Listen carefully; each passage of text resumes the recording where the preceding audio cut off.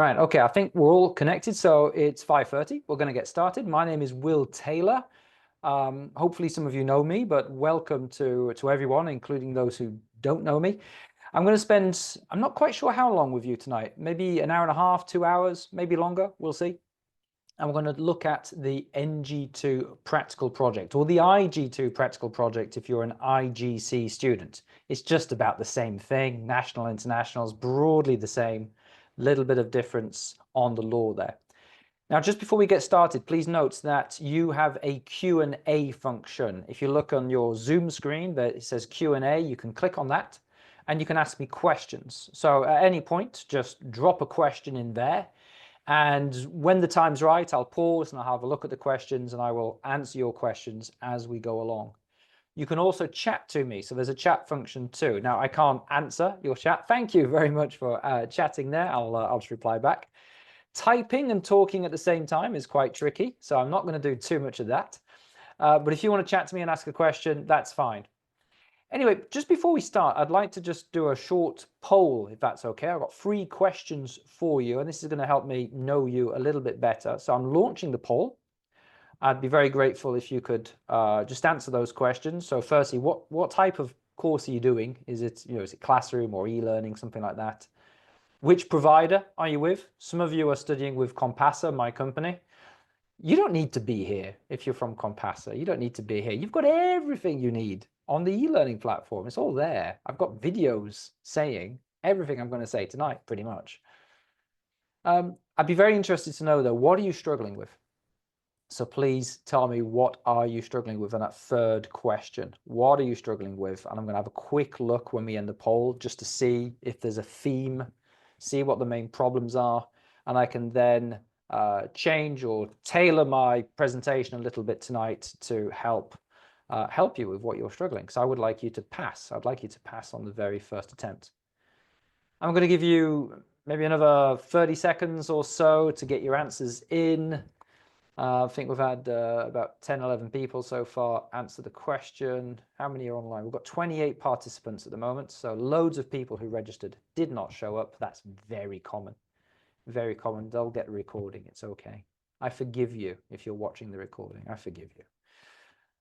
It's a sunny day. Really nice day out there. You can tell the nice summery shirt I'm wearing. All right. Looks to me like, oh, just give it a few more seconds for you to get your last answer in. Yeah. I'm going to close that down now and end poll. So I'll share the results. I was just, sorry, I didn't want to share the results. I wanted to have a look at the results. That's what I wanted to do. So let's look at the results. So most of you are doing e-learning. Some of you are doing virtual. What course providers have we got? So let's just rattle through the list. ACT Associates, RRC, Astutis, SM Training, Premier Partnership, Phoenix, Ensign, Phoenix, Shields, Wow, lots of Phoenix students. Health Matters, never heard of them. Maybe Compassa, need to be sure before signing up. Okay, well, that's my job to help you be sure. Welcome to all of you, regardless of who you chose to be your course provider. Right, what are you struggling with? One person says length. Quite a diverse company. So how do I choose the workplace, basically? What do we got? Not started yet.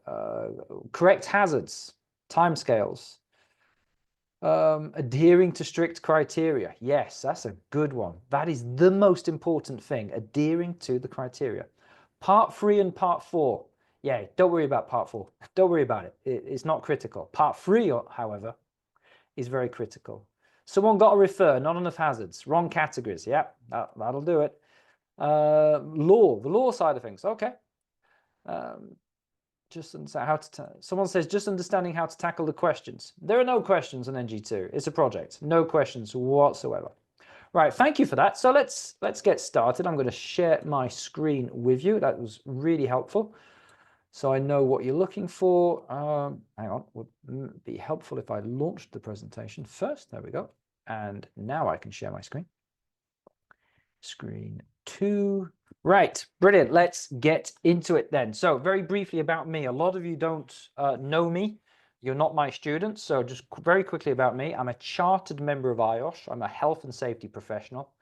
I am the owner, the founder of Compassa. We're the only NEBOSH provider in the world to do NEBOSH training the way we do it, which is through interactive video technology. So it's like having a classroom course online, and you can study it when you like. You can turn it off, you can turn it on, 24/7 access. I used to be an examiner. I used to be a team leader examiner for both the general certificate and for the diploma. I have written exam papers and exam questions and marking schemes, so I'm very experienced at that. I did that for many years. I've got both NEBOSH diplomas, the safety diploma and the environmental diploma. I got 2 Best Candidate Awards for my health and safety diploma. I'm not sure how many people have ever pulled that off to get 2. I think there's only 2 or 3 of us since NEBOSH launched to get 2. Bachelor of Science with Honours in Safety and Environmental Management, and I've done 13 different NEBOSH assessments. So I've got many different NEBOSH qualifications. I've got oil and gas, fire, construction, general certificate, diplomas, and probably 1 or 2 more, which I've forgotten now. And I've been in health and safety since 2001. So that's me, very briefly. We have excellent pass rates here at Compassa. Now you'll notice that the pass rate for NG2 is a lot lower than it is for NG1. That's normal. That's every provider seems to have this issue. The NG2 project is harder than the exam in terms of the pass rates, and you're soon going to understand why. Now that number is not high enough for my liking. That used to be a lot lower. It's now a lot higher, and it seems to be increasing. Our latest results, which were for February, we got a 92% pass rate. And that was it was our biggest cohort of students ever. So we are trending upwards. That 75% number goes all the way back by a year or so. So pretty good pass rates. It would be interesting. Have you asked your course provider what their pass rates are? Are they prepared to give you a number? If you're with Astutis, they might give you a number because Astutis are pretty good. If you're with the other course providers, they don't publicize their numbers. I'd be curious to know if they would actually tell you what they are. Go and ask them. Anyway, I've got loads of help for you. Loads of help. A lot of the help that we give you is free. There's no expectation of you doing anything to give us any money or anything like that. First of all, there's a load of free NEBOSH guidance, which I'm going to show you where to find the NEBOSH guidance. Then what you're going to get tomorrow after this webinar is I'm going to send you a link to a PDF document explaining how to pass your NG2 on the first attempt. We sell this on our website for about £15. So we're going to give that to you for free, just for registering. If you're watching this video on YouTube, no, you don't get it for free. You need to register to get it for free. So next time I do a webinar, register. You're getting this webinar, so you're getting a lot of my free time. And you've also got the Compassa YouTube channel. I particularly recommend the YouTube channel because if you just type in NEBOSH into YouTube, you go to our channel. Let me bring up, I've got a screenshot of it. There it is. There's a screenshot of one of our playlists. Now, this is one of my favorite playlists. This is daft mistakes to avoid. 15 daft mistakes.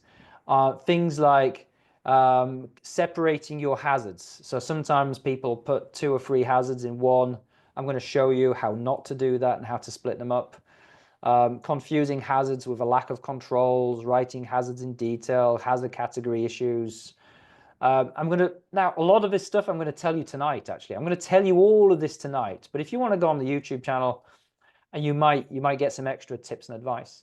And in particular, what we're doing at the moment is we're launching a series of videos on each hazard, or each hazard category, I should say, like confined spaces, or manual handling, or fire, how to cover each category on your NG2. So we'll talk about how to describe the hazard, some of the mistakes you might make in terms of categorizing the hazard, and also we'll talk about the laws as well. What law should you use, whether you're national or international students? So go check out our YouTube channel, completely free. And then there are some paid resources if you wanted some more help. We've got a fabulous study book for NG2, and also for IG2, so national and international.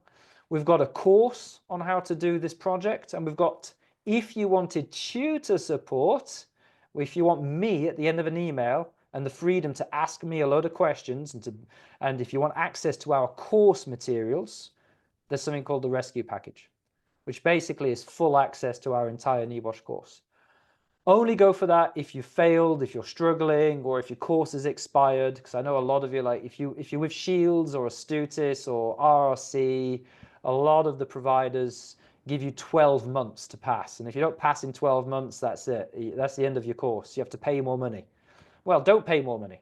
Just sign up for our rescue package and get a really good course and really great tutor support with really high pass rates. So and there we are. That's our website where you can find stuff. Let's get into it. So what am I going to show you to do? I'm going to show you how to pass, and I'm going to show you what critical mistakes to avoid along the way. So I've got a bit of an agenda. I'm going to go through some real basic stuff first, which what is NG2? So for those of you who haven't started yet, like what is it? How does it work? What are you expected to do? We'll talk about the pass mark. There isn't one, by the way. We're going to talk about the marking criteria. Probably the most important thing. The most important thing is the marking criteria. Because if you don't meet the marking criteria, you fail. Simple as that. So what are they? And then we're going to talk about planning it. Now, I know a couple of people in the questions, they said, how do I choose my workplace? It's a really diverse workplace. What do I base it on? So we're going to talk about that. We're going to talk about if you don't have a workplace. So some of you may be unemployed, or you may not be allowed to do your project on your workplace. So what do you do then? And then we'll talk about the choice of hazards and categories as well. So this is all what I call just the planning stage before you even start. You have to choose, what am I going to base it on, and what are my categories going to be? And from that point onwards, you're going to start to write your project. And so I'm going to give you the key instructions and the key mistakes to avoid for part 1, part 2, part 3, and part 4, because it's a 4-part project. And we're going to spend most of our time here on parts 2 and 3, because they are the biggest parts, but also these are the critical parts. This is not critical, and that's not critical, meaning you can make mistakes. You can not meet the criteria for these parts and still pass. Whereas these parts, part 2 and part 3, if you do not meet the criteria, you will fail, even if it's only a tiny, tiny little mistake. So we'll spend most of our time on 2 and 3. Then we'll finish it off on how to submit and some of the things you have to be aware of when submitting, like the putting a name on there, what file format, who do you submit it to, and so on. And also what to do if you failed. I know some of you said you have failed this. So what do you do when you fail? That's really important. Do you have to do the whole thing again? Or do you just tweak the bits that you failed on? So let's get into it then. What is the project? Well, basically, you've got 2 things. Firstly, you've got to do a risk assessment. So you can see here, this is just a basic 5 steps risk assessment. No risk matrices, basic 5 steps risk assessment. No, this should be about 10 pages, approximately. Could be 8, 7, 8, 9, 10, something like that. So it's quite a big piece of work. And then there's a management report attached to it. So you're going to have a management report where you introduce the workplace, and then you suggest 3 actions, and you then have to justify those 3 actions. You can say 3 actions there with justification. So why should we do the 3 actions you've suggested? So it's a risk assessment and a report. Now, some of you are going to ask me about the word count. The word count. That is not a NEBOSH examiner, by the way. Because you can see on that document there that I just showed you, there's a suggested word count. Now, just to put your fear at ease, someone did mention length. You're struggling with the length. It's too long. Well, there's no limit on your word count. You can write as much as you like, within reason, but don't go crazy. The biggest one I've ever seen was 50 pages. That was silly. That was crazy. 50 pages. Sorry, am I not showing my screen? Let me just be clear. Am I doing a presentation here? I'm not actually showing you the screen. If there's any technical issues, please drop me a message in the chat as soon as you see that. Because if there's no presentation, then you can't see what I'm doing. So what I was showing you there was the word count. Notice that it's a suggested word count. It's a suggestion to give you an idea as to how much you should write approximately. That's to avoid you writing too little, and it's to avoid you writing a bit too much. So don't go crazy with that. So no limit. If you look at the guidance, and we're going to spend a lot of time looking at the NEBOSH guidance on this, again, it says the word count should be used as a guide only, and it is not an absolute minimum or maximum. So it's just a guide on roughly what to expect. If we look at the form, you look at the example, this is the NEBOSH example here, look what it says there. 18 pages is the example that they've given. So that gives you an idea. If it's a lot more than 18 pages or a lot less than 18 pages, maybe you've done too much or too little. Anyway, so that's word count. That's the basics. Now, choosing your workplace. So here we've got a picture of a workplace. The first thing that you need to realize is that you are going to risk assess a place. You are not risk assessing an activity.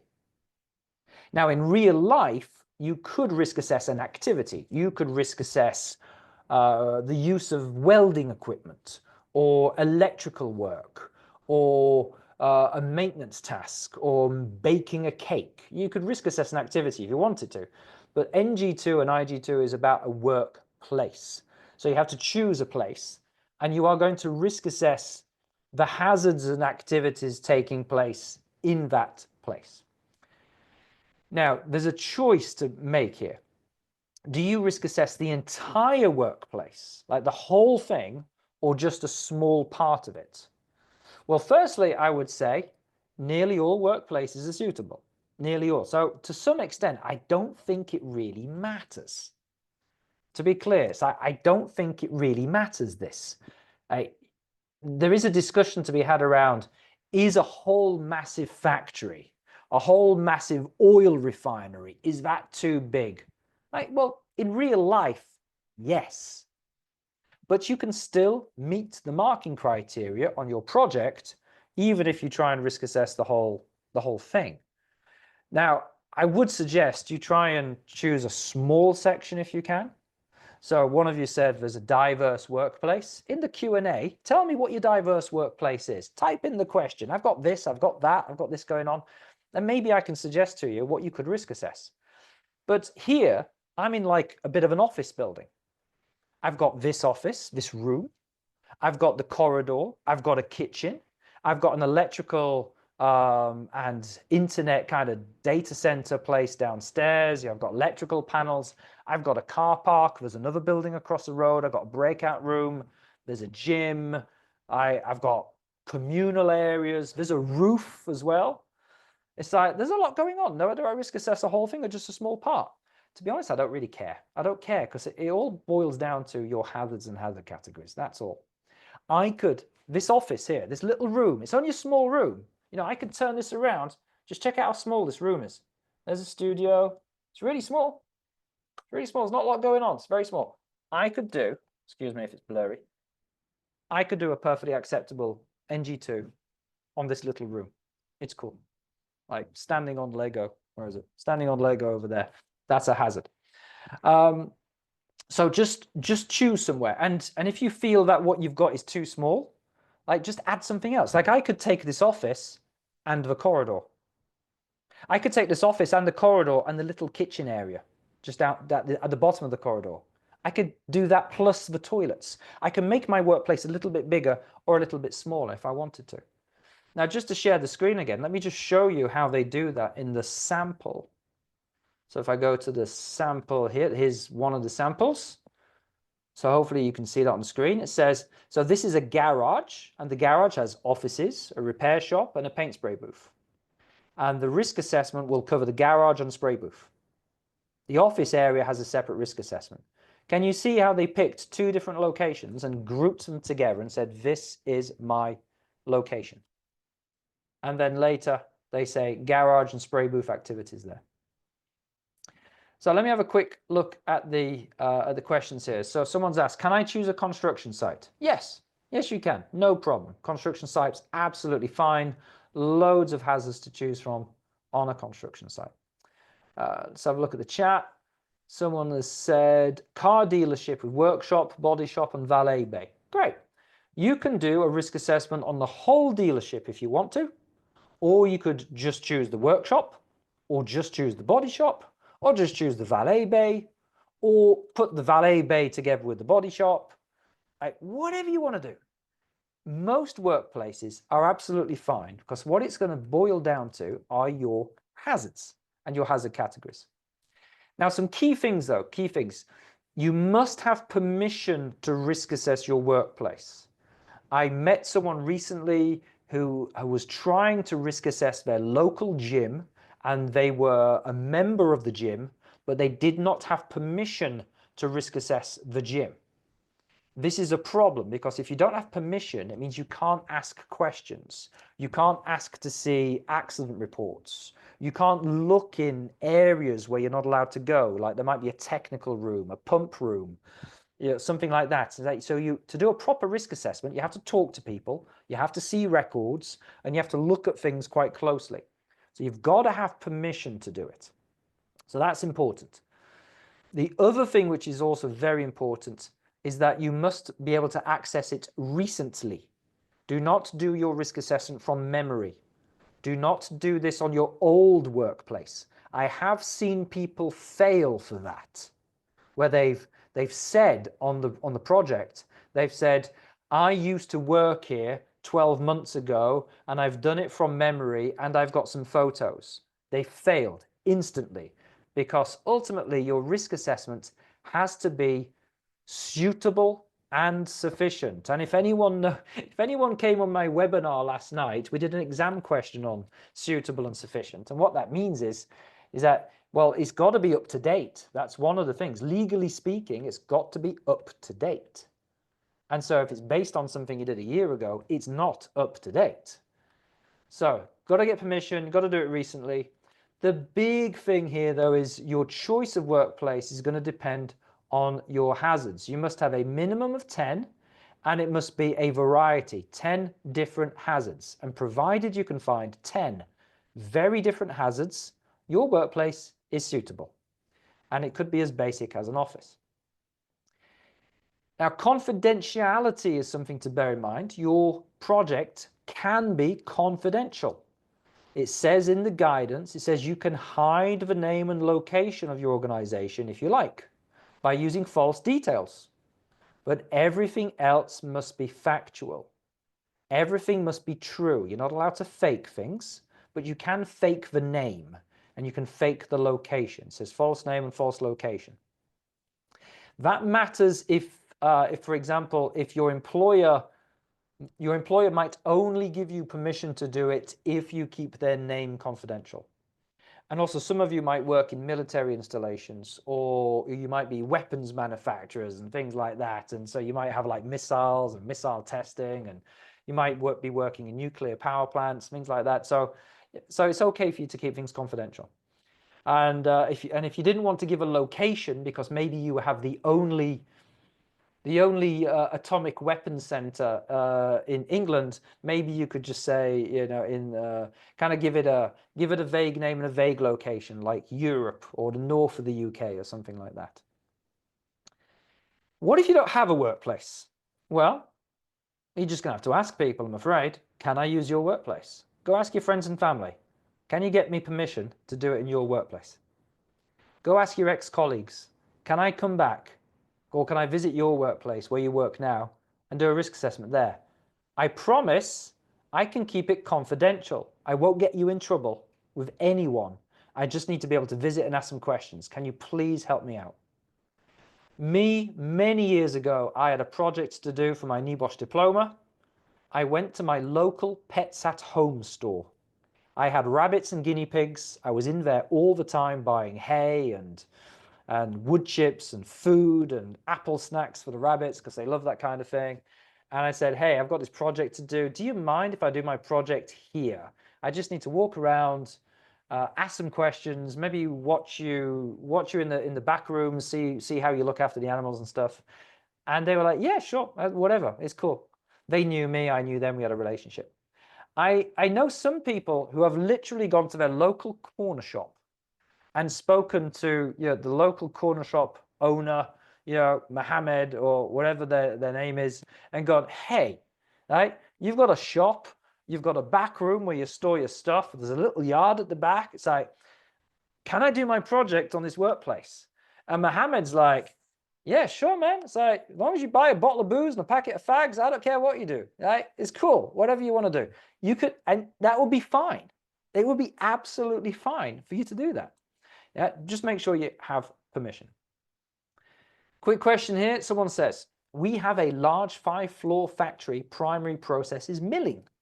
We have hundreds of risk assessments already as it is quite large. How would you break this down? I would just choose one of your factory areas. I would choose one production line, perhaps. Or I would choose the warehouse. Or I would choose the office. You could choose the whole thing if you want to. I really don't care. Let me show you how to do it. I'm going to share the screen. I'll show you how to do it in a call center, big call center. And I used to work in a place like this. Let me just go forward a little bit. I'll come back to this in a moment. Choice of, where is it? Choice of the hazards. Where are we? Let me find it. I've got too many slides for you. Too many slides. Here it is. All right, call center. If you look at that, it doesn't look unsafe, does it? It looks pretty tidy. I know we've got some trip hazards with the chairs and things, but it looks pretty tidy. And you might be wondering, right, what do I risk assess here? I'll be honest, like just risk assess the whole thing. Just take one floor of the call center. Let's say this is a 3-floor building. I used to work in a place like this back in Tamworth in the UK. I had a big call center. I had another one in York as well. Like big call centers. What do I risk assess? Just pick a floor. Any floor will do. Just pick one. That's the first start. This is very easy to do. And what we're going to do is we're going to use the hazard categories as a checklist to help us choose our hazards. So you, my friend, with your factory and where you're milling, just choose a production line, any production line, and use the hazard categories as a checklist. And this is how we do it. So we're going to start with noise. Noise is the first one there. So let's get a list. We're going to write a list and go, right, noise. Me in the call center, I've got noise. I have headsets, I have phones. They can be very noisy. You do get feedback. You get acoustic issues with them. So I write down, my hazard is loud noise and feedback from faulty telephones and headsets. Bang, I've got one hazard. Then I look at the next category. I go vibration. Have I got any hand-arm vibration, any whole body vibration? In this call center, no, I don't have that. So I'll move on. Have I got any radiation?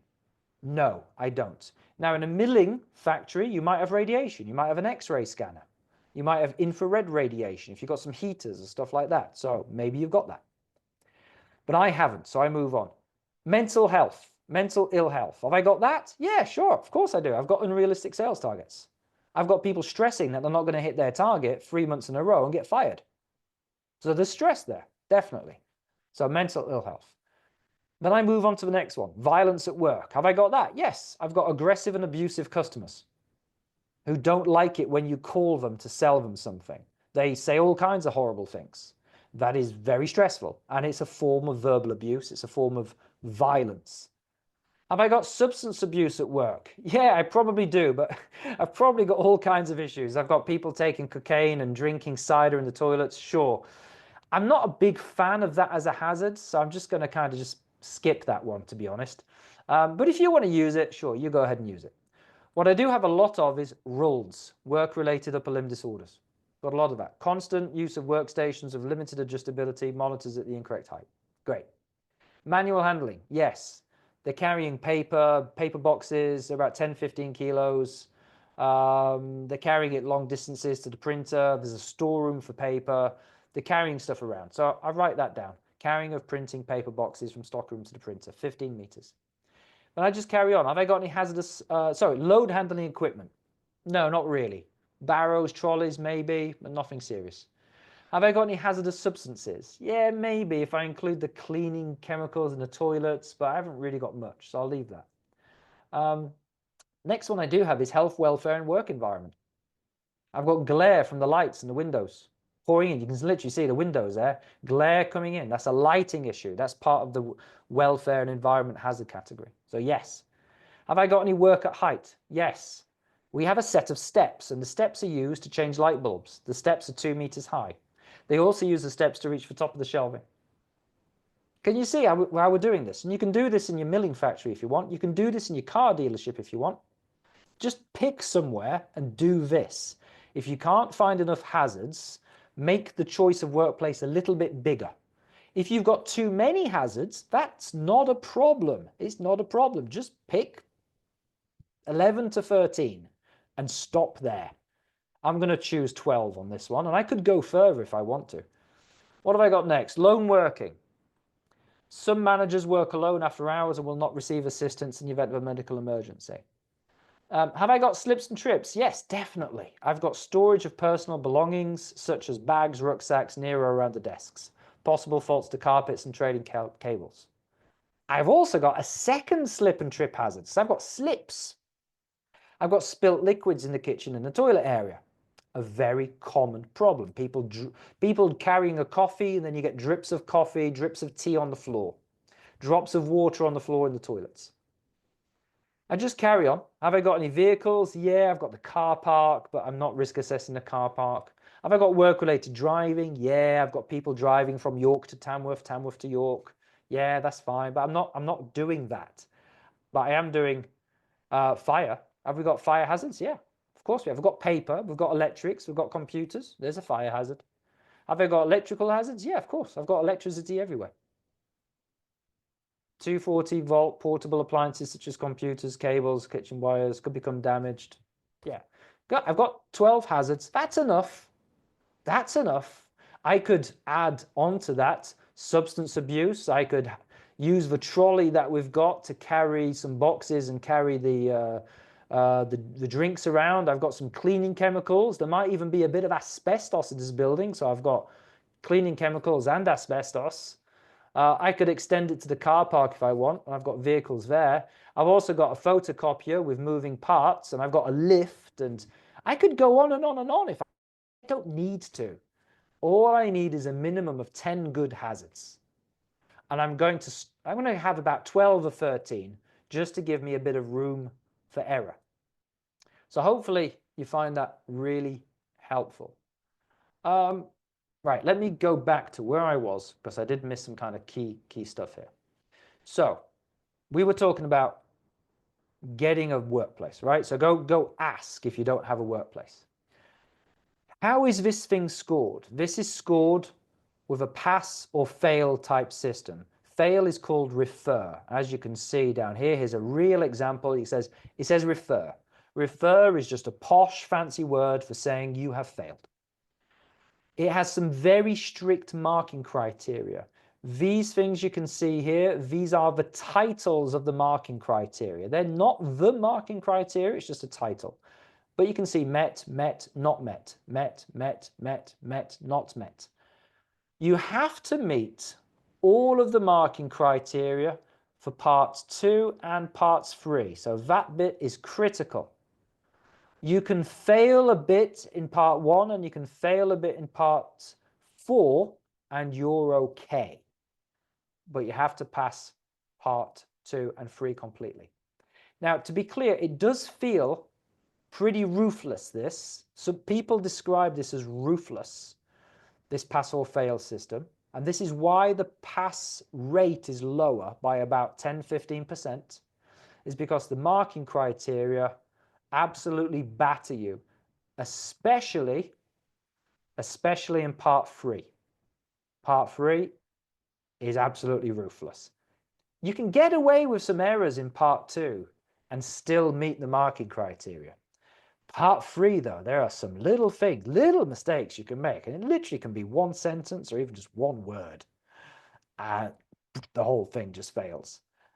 I'm going to show you what those are. So don't panic, don't worry, don't get stressed. I'm going to show you exactly what those things are so that you don't make those mistakes. So just bear with me and follow the instructions, all right? So the most important thing is that you worry less about what you're writing and worry more about the marking criteria. I see a lot of students stressing about their project and they're not stressing about the marking criteria. Last month, I got a phone call from a student, really stressed, really overthinking it, and they were talking about law, and they said, I don't know if I should write, we are in breach of these regulations, or we could be in breach of these regulations. So I asked him, are you basically asking me if you should write are or could? He went, yeah. I went, you're overthinking it, pal. You're overthinking it. Doesn't matter. Doesn't matter. Your marking criteria don't make reference to that. Have you looked at the marking guidance? He's like, no. Like, well, look at that. What do you have to do? And focus on doing that. Stop worrying about commas and apostrophes and full stops and spelling and grammar. Right? Worry about what NEBOSH wants you to do. And if you think more about that and a little bit less about, nice language, eloquent language, have I covered every hazard? Have I done this? And have I done... That's how you end up with projects that are 50 pages long, because you overthink what you're supposed to be writing instead of just focusing on the criteria, which tell you 10 hazards. That's all you need. 10 hazards, and your hazards have to be like this. That's all you need to do. So let me walk you through the criteria. Now, there's a big question here. How do we know what the criteria are? How do we know what they are? Well, you have things at your disposal. You have learner guidance. I'll show you where to find that. Your course provider should have given that to you. If they haven't, shame on them. But you've got that. It's in the public domain. So let's look at that. There's also the examiner guidance called marker guidance. So the guidance that the examiners use to decide whether your project is good enough to pass or not, that's in the public domain. And I will show you where that is. Now, these two things are fantastic, but they don't give you everything that I'm going to give you tonight. I'm going to go much, much deeper than these documents, because what I have seen hundreds, maybe thousands of bits of feedback from examiners, certainly hundreds, where I've seen the comments by examiners, and I've seen the projects that they were commenting on. And I can see how examiners are interpreting that guidance. It's because there is a bit of interpretation there that matters. And also, I've had discussions with NEBOSH where the guidance is a little bit vague or a little bit open to interpretation, or where I've had situations where I think an examiner has been overly harsh and over-interpreted the guidance. I've then gone to NEBOSH and said, hey, it's like, is this legit? Is this true? Is that how it's supposed to work? And I've had discussions and clarifications from NEBOSH. And, well, you don't have the benefit of that. All you have is this, if your course provider's given it to you. I've also got contacts with current examiners. I have thousands of connections on LinkedIn. I know examiners. In fact, I got an email from one today about a project they're marking. So there's one for you. Literally, I've got an examiner today sending me a screenshot of something. Now, it was anonymous, no names, no details, but it's like, look at this hazard. I'm not sure if I should allow this one, Will. What do you think? That was interesting. My first reaction was, should be asking NEBOSH that. Because they're the referee ultimately, but my view was no, I wouldn't accept that if I were marking that. So I've got examiners coming to me, and occasionally I can bounce a question off an examiner to say, hey, would you allow this? Would that pass the criteria or not in your opinion? And they can give me their opinion. So that's how I know the marking criteria. A little bit of a joke here, but it's kind of true. You can't fail this NG2 or IG2 project if you know the marking criteria. Well, you can fail it because you can ignore the criteria. But if you follow the criteria, you should pass. Right, we've got 4 parts. That's a nice to have. That's a nice to have. So parts 1 and part 4, you don't have to meet all the criteria. Parts 2 and part 3, you have to meet all of the criteria. It's what we call critical. Now, I'm going to give you a little bit of a warning here, a bit of a red alert.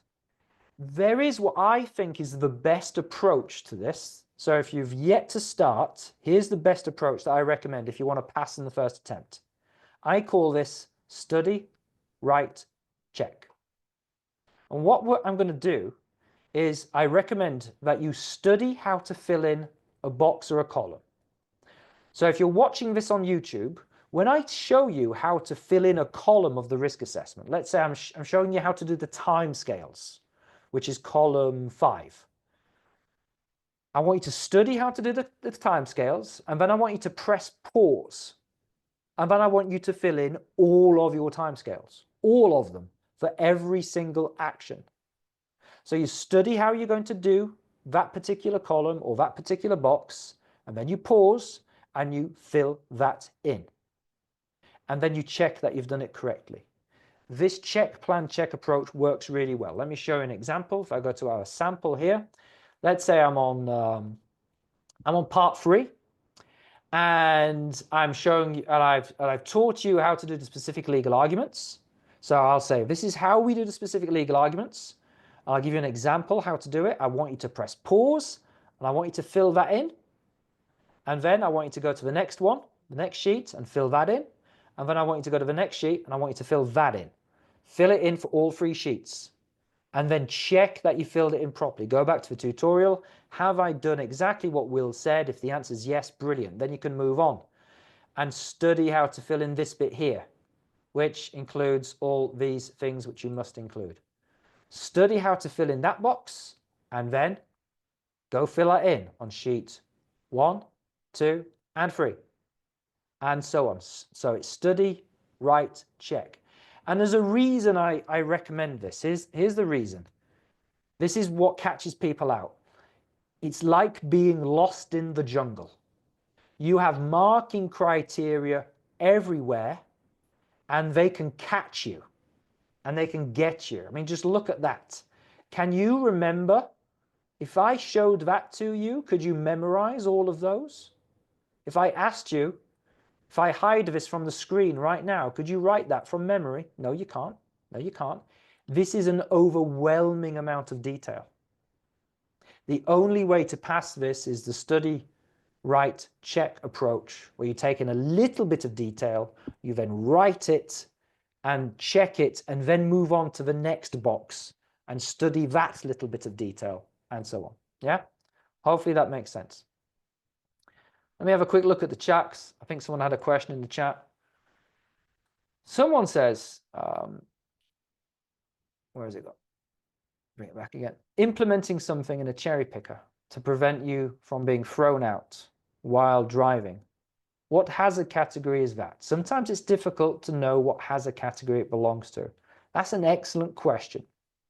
Excellent question. We're going to talk about the hazard categories very, very shortly. You mustn't choose the wrong ones. But let me give you a little bit of it. Now, one of the tips I can give you for that is if you go to our YouTube channel, let me just bring up the YouTube channel really quickly. So I just search YouTube on here. Let me share the screen.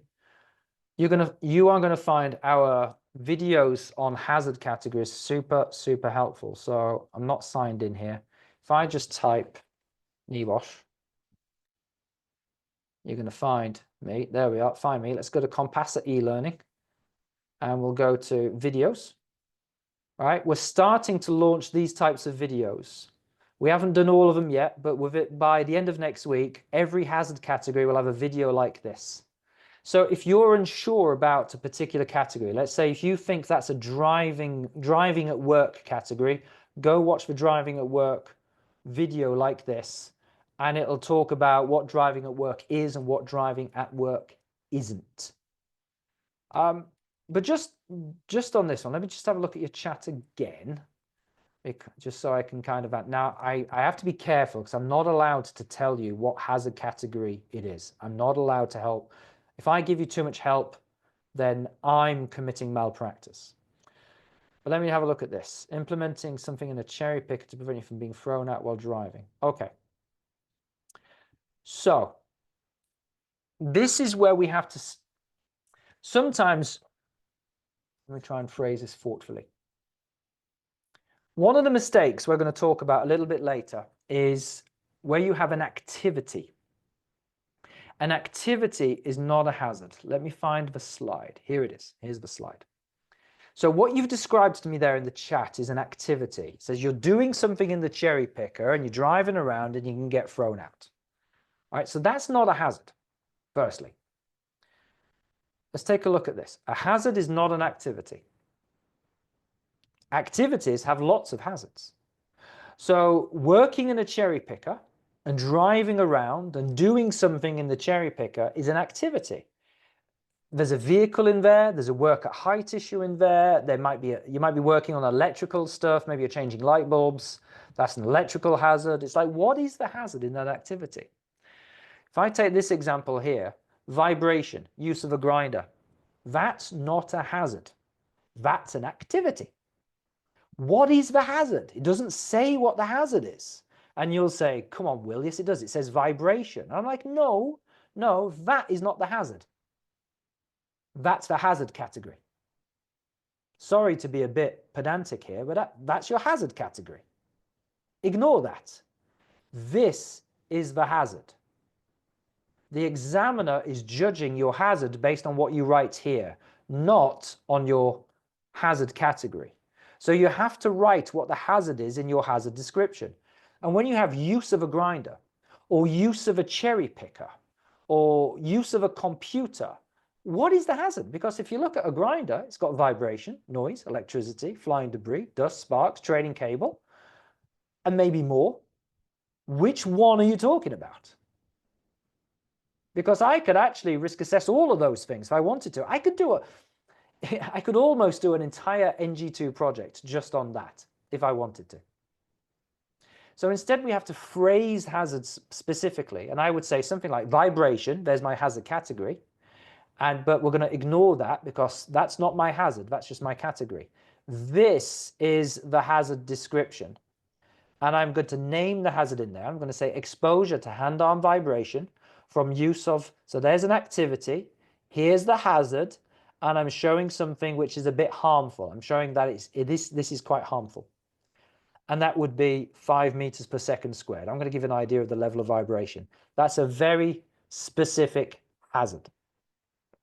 Now, for something that you've written, something like use of a cherry picker. Now, you said, falling off the cherry picker. Let me type this so you can see it. That's a common hazard that I see. I would say that's not a hazard. Not a hazard. That's a risk. Falling off is not a hazard. Falling off is an incident. I don't want to see falling off on my hazards. What I want to see is work at height on a cherry picker. And I want to see how high is the cherry picker. So I would say work at height. That is my hazard category.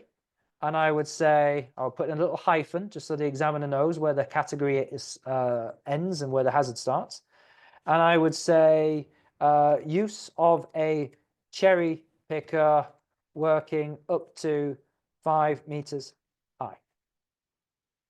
And that for me would be a very, very clear work at height category. But what if I'm not concerned about the height? What if I'm not concerned about the falling off? Because this would lead to a falling off harm. If I draw that next to it, that's going to lead to falling off and death. Okay? So can you see how we've got a hazard and then a harm? Now, a cherry picker has lots of different hazards. It's got moving parts, it's electrical, it's also a vehicle. And so there's a second hazard in there. And so the second hazard category might be movement of people and vehicles in the workplace. So there's potentially a second hazard category. And what would that hazard be? I could say movement or driving a cherry picker around a congested factory/warehouse near racking and people. Let me just put that on the screen. There you go. That could be my hazard. So that's the hazard category, and is that the hazard? So whoever's asking that question, I think your difficulty is, first of all, it's not the categories. Your difficulty, first of all, is in separating the hazards. You've accidentally grouped multiple hazards together in one, and that's why you're getting confused about which category is it. Once you separate out all the different hazards from that activity, I think you will be less confused about what category it is. I hope that helps, and I hope that makes sense. I am jumping around my presentation a little bit, but I'm happy to do that if that's helpful to you. Someone's dropped a question in there. Is there a suggested format to putting the hazard category and hazards into the electric form? Hazard category bold and underlined, hazard on a separate line in normal font. Okay, so let me just show you what NEBOSH do. I don't think you have to do it this way, but I think you should do what the examiner expects. I would just do that. Does it have to be underlined? No. Does it have to be in bold? No. What we do want is the hazard category first, the hazard second. You can do it that way if you want to. In fact, what I might do is I might just quickly open up an NG2 template if I can. I'll just open up a little template and just give you some examples of how you could do it. So, all right, I've got a template open. NEBOSH are not trying to catch you out, to be absolutely clear. Examiners are not trying to catch you out on formatting issues. They don't want to fail you on formatting issues. So you could write it like this, normal text, not in bold, not underlined, and you could say use of a ladder up to 4 meters high. That'll do. That'll work very well. Now, if you want to make that bold, that's fine. If you wanted to put working at height, that's also fine. You know, minor issues like that, you'll probably get away with. If you wanted to underline it, that's fine. Yeah, it's all good. It's all good as long as it's clear to the examiner what you're trying to do. Right, let me go back to my presentation. Let me go back to where we were. I was talking about how overwhelming things are. Now let's work through parts 1 to part 4. Part 1, I'm not going to spend too much time on this. Basically, you've got a background to do where you describe your location. Just fill in the boxes. It literally tells you what you need to write. Just fill it in. It's not a critical section. This is a nice to have section, so you can fail to give all of the required information and still pass. Just be clear though on what it is you are risk assessing. So this little box here, that's quite important because it tells the examiner what it is you're risk assessing, and it just gives them a heads up as to what the industry is and what kind of hazards they're looking for. But you can fail to write everything needed and you can still pass. So just fill it in. The next box in the methodology, in part 1, it's called the methodology. And again, it tells you what you need to write. Literally, I mean, it's got bullet points for a reason. I mean, just follow the bullet points and you'll be fine. Again, it's not a critical section, but there are some key things I want to draw your attention to. The only way you could fail here is if you've got a bit of a fake risk assessment or an out-of-date risk assessment. So going back to the gym example that I had earlier, someone is faking their risk assessment, they don't have permission, or someone's doing a risk assessment on a place they've never been, or a place they haven't been to for a year, you could fail for that. So make sure you do all of this that I'm putting on the screen there. That's the only way you can fail. Right, move on to part 2. Part 2 is a critical section. So I'm going to spend a lot of time here.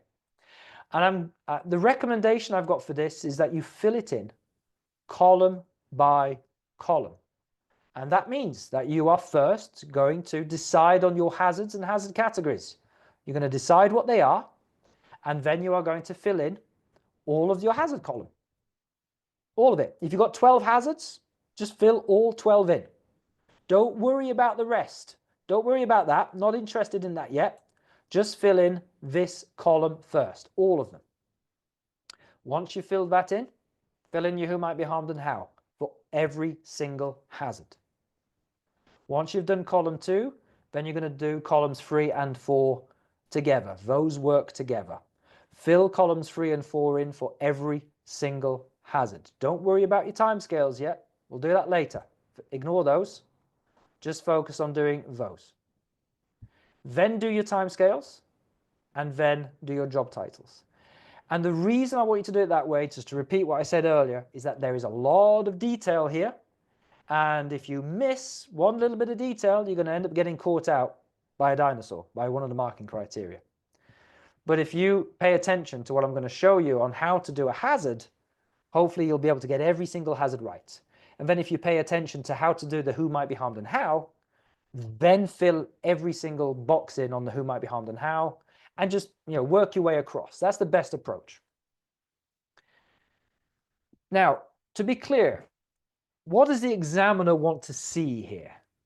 Well, the examiner wants to see, firstly, that you have 10 hazards where every single column has been filled in correctly. So you do need to have 10 good hazards, but what 10 good hazards means is that you have, whoops, what did I just do that? They want to see 10 hazards where this column has been filled in properly, correctly, and that's been filled in correctly, and that, and that, and that. And what this means is that you can have a risk assessment where you have 12 or 13 hazards, but maybe only 10 of the 13 have every single column filled in correctly.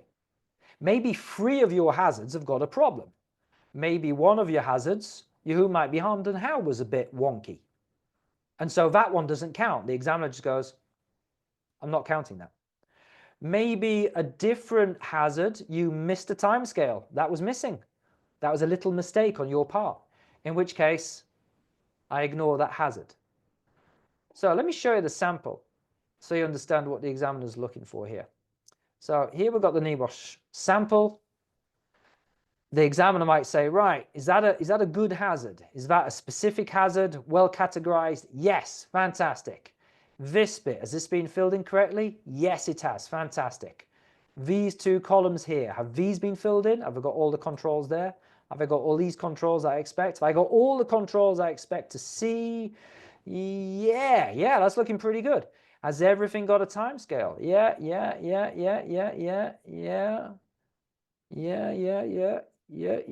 Yeah, great, everything's got a timescale. Has everything got a job title? Yeah. Got 2 there. Why have I got 2? Yeah, okay, yeah, I'll take that. Yeah. I got, I'm a bit dubious here. No, sorry. Everything's got a job title. I'm missing one. That means this column has not been filled in correctly. I can't count that hazard. So I move on to hazard number 2. Hazard number 2, I look at this and I go, oh, no, sorry, that's not a hazard. That's an incident. Not counting that. All of that is now ignored. Let's move on. Right, this one here. That hazard there, that's good. That category is good. This bit, that's all good. Have I got everything I want there? Let's have a little look on the next page. Yeah, all good. I got no further actions, no timescale. Right, brilliant. That one's good. Yay! I got 1 hazard. I've got 1, just need 9 more. Even though you've got mistakes in the first 2, I just need 9 more. And so that one's good, that one's good. This is all good here. Yeah, all good. Timescale's good. Job title's all good. Yeah, great. I've got 2 hazards now. Hazardous substances. Can you see how that works, hopefully? The examiner's going through your project, looking for 10 hazards where everything's been filled out right. And sometimes it only takes one stupid little thing, like a missing timescale or a missing job title, for your entire hazard to just be ignored. So in that sense, it's a little bit ruthless. Let's look at some questions. I work for a tree cutting company and we work on different sites, mainly forest and farmland. Tough job, quite dangerous that. Good for you. Can I risk assess a site The site hazards, I think you mean. Site hazards are always working at height and electricity from overhead power lines, use of chainsaws, slip, trips, falls, and movement of vehicles and people. Yeah, just pick a site, any site. My goodness, forestry, it's riddled with hazards. You've got all the working at height stuff. You've got the trees falling on people, the branches stuff. So that's another hazard. You've got the chainsaws, got noise, there's vibration, there's the blade, obviously, you've got the flying debris, you've got the petrol from the chainsaws, you've got fumes from the petrol, you've got fire from the petrol, there's the chemical petrol, you've got vehicles driving around the place, loads of manual handling, yeah? Easy, easy. Listen, I don't want to do it for you, but that's a doddle. Go for it. Why would a responsible person's job title be wrong? How do you make sure it's right? There. Right.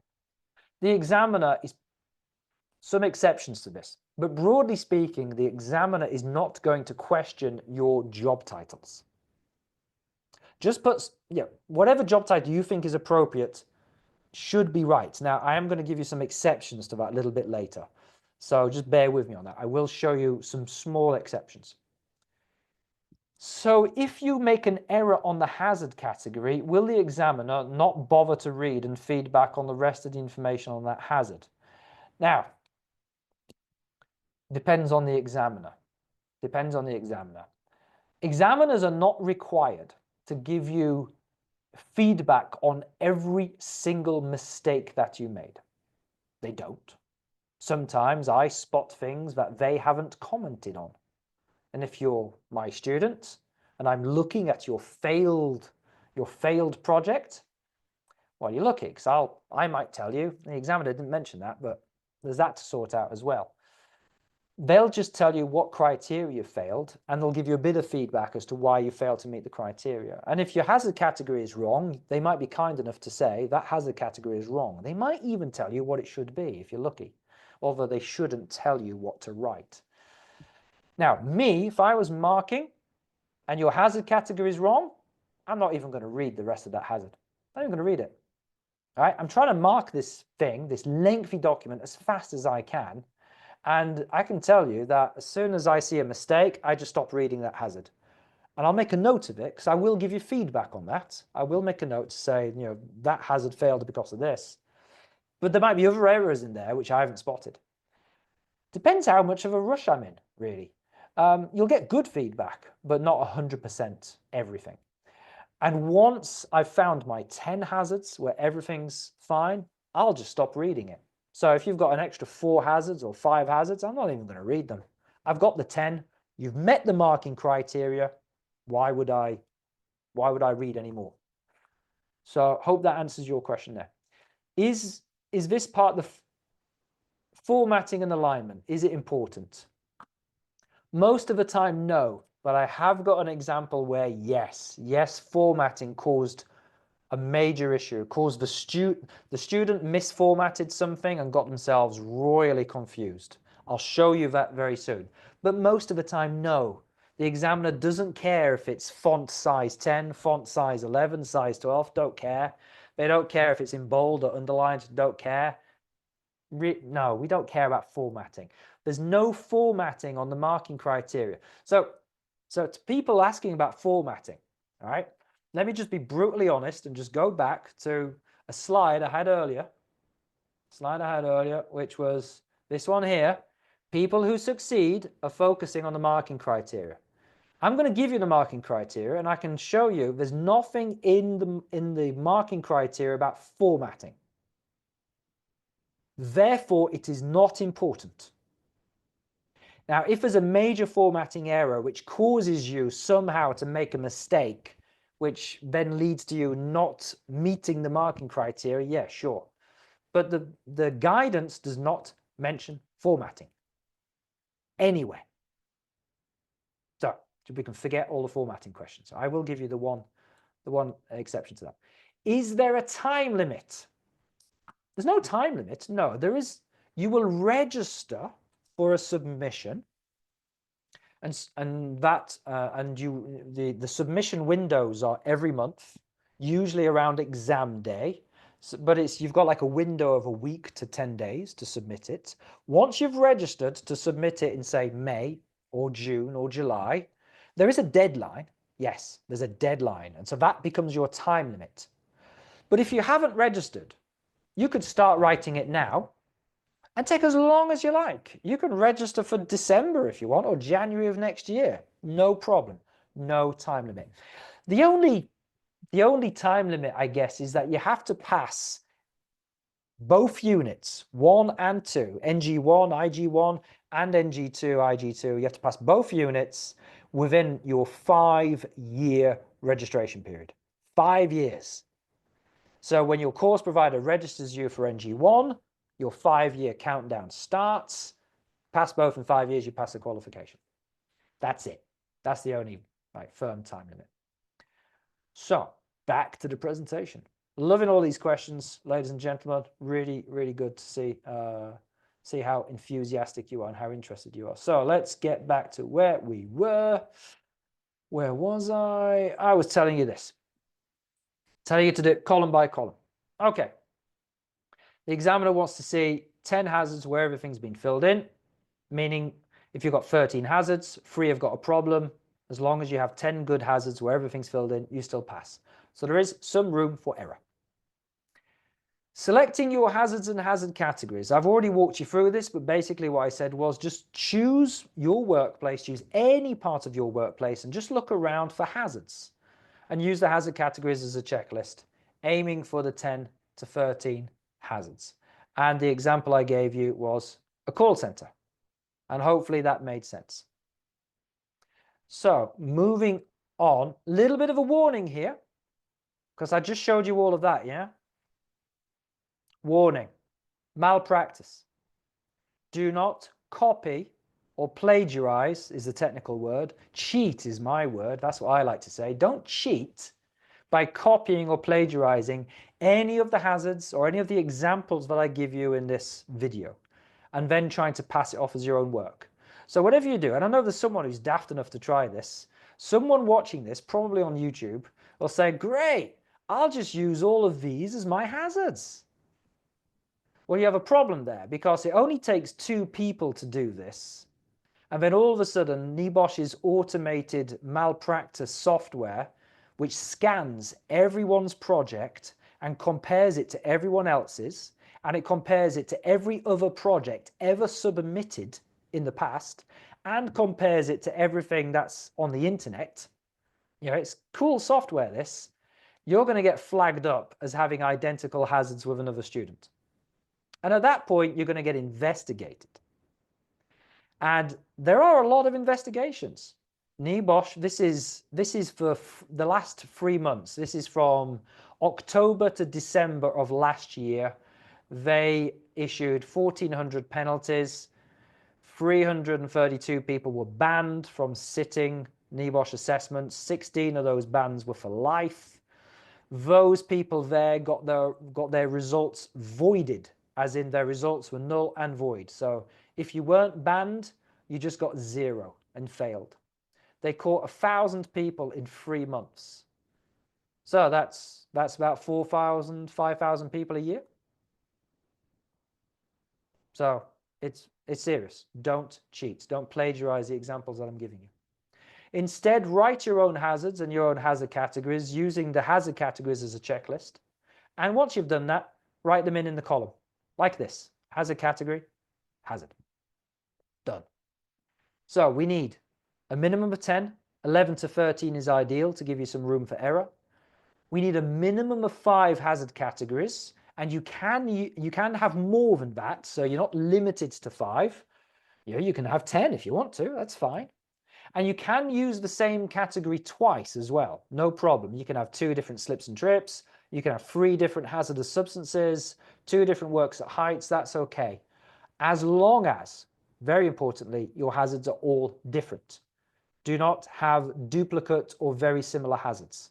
So do not have 2 ladders. Do not have 2 very similar slip hazards. One's on this liquid and one's on that liquid. Don't have 2 trip hazards, like, we've got holes in the ground and over there's a curb. We've got trailing cables and trailing hose pipes. They're too similar. Yeah, even manual handling. Oh, we're picking up boxes, we're picking up spare parts. We're pushing a pallet truck, we're pushing a barrow. It's all pushing.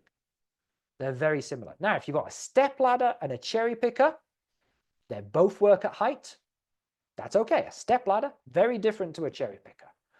Bleach and asbestos. Bleach is very different to asbestos, but they are both the same category. They're both hazardous substances. Yeah? So make sure your hazards are all very different, because if they're not different, chances are the examiner will say, I've already seen that type of hazard. I'm not going to look at that again. So duplicate similar hazards will be ignored. Right, here's your first critical error. The critical error to avoid. Do not invent fake hazard categories. Only use these. If your hazard category is not on that list, do not use it. I often see people write down falling objects as a hazard category. Can you see falling objects anywhere in there? No. It's not a hazard category. And therefore, that will be ignored. Where does falling objects belong then? Well, it depends. It really does depend. In the work at height tutorial, working at height, there's a bit in there about racking and stacking and storage. I mean, just look at your course materials. Go look at the syllabus. Because if it's objects falling from racking, objects falling from a stack or storage or shelving, that's a work at height category. And you know this because you just go to your course materials. Where in the course materials does it talk about things falling from shelving, falling from racking? Ah, it was in work at height. That's the category. Now, if it's falling from lifting equipment, if it's falling from a crane, falling from a forklift, if it's being dropped off of a forklift or from a crane, that's a different category. That would be load handling equipment. Why? Because we talk about falling loads in the load handling section. And we've got load handling equipment just there as a category. So there are some kind of tricky situations where you're not quite sure. Here's some advice. If you're struggling to figure out what hazard category it should be, go speak to your tutor. Your tutor can't tell you exactly what to say. They're not allowed to. But a clever tutor will ask you some questions, some clever questions, and they'll help you figure it out. They'll help you figure it out, okay? And also use our YouTube channel, because in our YouTube channel, I've got a video on load handling equipment, and I talk about how you can use it for falling objects from load handling equipment. And I also talk about how you shouldn't confuse that category with vehicles. Even though a forklift is a vehicle, it's like, what part of the forklift are you risk assessing? Are you risk assessing the movement of the forklift around the factory? Because that would be a movement of vehicle category. Or are you risk assessing the loading and unloading activity? Loading on the racking, loading of a vehicle, unloading of a vehicle, overturning of the forklift, dropping things from the forklift. Because if you're looking at that part of the forklift, that's a load handling equipment category. And so you could have forklift on your risk assessment twice. One as a vehicle moving around, and so you can have barriers, you can have walkways, you can have high-vis jackets, trained drivers, horns and mirrors and all the vehicle-related controls. And the who might be harmed and how will be collisions, crashing into people, running over people. But then you'll also have forklift as a load handling equipment hazard. And it'll be lifting things. And there's a possibility that it could drop those things.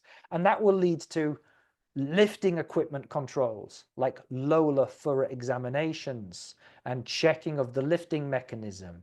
And what else could we put in there? Having a safe working load and a forklift which is strong enough and capable enough to lift that size of load and that weight of load.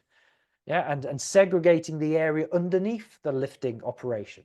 Yeah, can you see how two different hazards there, two very different types of hazards, both linked to forklifts? Separate them out, two different categories, two different who might be harmed and hows, two different types of control measures. Right, having a quick look at the questions to see what we got. Right, so someone's asked, would you consider fixed wiring and portable appliance wiring as different electrical hazards. So portable electrical appliances and the fixed wire system, the sockets and things. Personally, yes. Personally, yes, and I have noticed a trend in my discussions with NEBOSH where they've said to me that they prefer to see certain hazards separated. So portable appliances and fixed wire testing. Yes, sorry, and fixed wire systems. Now, I do know that on the sample, they do group them together. I know that. So if we have a look at the sample, we go up here, got this electrical hazard. Notice how it groups the whole thing together. I have seen examiners take issue with grouping hazards together. I've discussed it with NEBOSH. They say to me there is a preference to separate them. So, separate them. Another hazard which I think should be separated is also slips and trips. And again, here the sample has the slip hazards and the trip hazards in one. NEBOSH have told me, and I've seen examiners comment on this, they would prefer to see the slip hazards separated from the trip hazards. And what that means is that you will have slip and trips, and then you'll have the slip hazards, spillages of oil, spillages of water. And then you'll have slip and trips, training cables, training hose pipes, boxes on the floor, potholes, that kind of thing. Yeah, so just group all of your slip hazards into one, usually, as long as they're kind of similar, and group all of your trip hazards into one, usually provided that the trip hazards are kind of similar, and you'll have two different hazards, both slip and trip categories. So hopefully that answers your question about that. Is it possible to complete your risk assessment and fill out what you're already doing to protect against the hazards and not need any further controls? Yes, it is. Yes, it is. Okay. I think it's time for me to show you where to get the marking criteria. Because a lot of this stuff you should know already, but it's obviously your course provider hasn't given this to you. So firstly, let me show you on the sample here. There are examples of hazards where no further action is required. So yes, you are allowed to have all of your actions there and no further action is required. In fact, we've got another example up here. Well-controlled risk, no further action required. Now, if I go to the NEBOSH website, so let's just type in NEBOSH into Google, advertising for my competitors, but it's always nice to see our videos are extremely well placed. If we go here, we'll go to the International General Certificate, but it's the same thing for the National General Certificate. Go to Resources. So to find this, by the way, let me just show you from the beginning, just so you know your way around. Here's the home page. Go to Qualifications. Go to Certificates. National here, International there. Go to Resources. Go to NG2 Practical Guidance or IG2 Practical Guidance. Guidance in English. Now this is the learner guidance. Click on that. Bang, there it is. Now this is the official guidance for learners. And so what it says, to answer this question about the uncontrolled risks, let's just scroll down. It says, if you have nothing to include, for example, under additional controls, actions, please put NA or similar. Do not leave the column blank. When you complete your risk assessment, you will see that columns 3 and 4 work together. If you are already doing enough to control the risk, there will be a lot of controls in column 3, but very few, if any, in column 4. You might even note that no further action is necessary. So hopefully that answers your question about that. Now, just while we're in here, where's the marker guidance? Look at that. Examiner guidance. Click on it. Scroll down. And you will see an e-learning tutorial that examiners have to do. You can actually do the e-learning tutorial if you wanted. So this is part of the training that examiners have to do. It's not all the training, I might add. They have to attend a face-to-face session as well.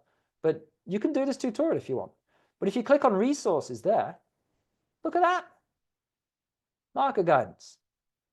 And here is the official marker guidance with all the marking criteria. This is just pure gold. It's all public, nothing confidential here. It gives you the look at that, marking criteria. It must risk assess the hazards, 10 hazards from these 5 categories. All columns in the table must be completed with relevant realistic detail. Hazard category and hazards found, who might be harmed and how, what's already been done. These have got to be sensible, the controls are going to be sensible and proportionate. Timescales for each action, with these generally being reasonable / appropriate. The job role of the person responsible for each action. You are required not to leave any columns blank. And if you do, you have to put NA. They should be awarded not met if they leave a column blank. Look at all this. It's all there. Failure to do any of this stuff will lead to a fail. I'll repeat that again. Failure to do any of these things to the satisfaction of the examiner will lead to a fail. And it goes on. You've got nice to haves, you've got must haves. You should focus on the must haves. Marking criteria to use. Is it a nice to have or is it a must have? So here we've got some nice to haves. That's part 1. Part 1 is all nice to haves. Part 2, must haves. It's all there. Got to do all this. It's all must haves. Part 4 is a nice to have there. It goes on to give you some example content. It says, look, here's a good example. Here's a bad example. There's a good example of the whole thing. Here's another good example showing NAs. Here's a bad example. And then it even tells you why it's a bad example. It said they named the hazard category but not the hazard. Yeah, missing a hazard. I actually see that a lot, to be honest. I see people write down manual handling. Great, that's the category. What's the hazard? It's not clear who could be harmed. So when I read this, where's the who? There's no who. There's who there. We've got a job title in there. No, there isn't. They've got a how, but not a who. They have not fully explained what further controls are required. That's super vague. What changed to the safe system of work? Assessment of risk to be added to the worksheet tick list. Is that it? Not a lot going on there. Too vague. That's okay, but we're missing a timescale for this. That's missing a timescale, and that's missing a job title as well. So hopefully you find that useful. Go to the NEBOSH website where you find all of this absolute pure gold. Someone's asking, what would a good timescale be for items that could be done within days? I'll cover that when we talk about timescales very, very shortly. What about stuff's falling off the roof? Stuff falling off the roof. Well, depends how and why it's falling off the roof. If the stuff is falling off the roof during roof work is work at height. So if you've got people working, let's say they're installing solar panels or fixing your roof tiles, and they drop something from the roof, that will be a work at height category. And could it be anything? If it's been lifted onto the roof by a crane and it falls, that would be load handling equipment. But generally speaking, stuff falling off roofs is probably work at height.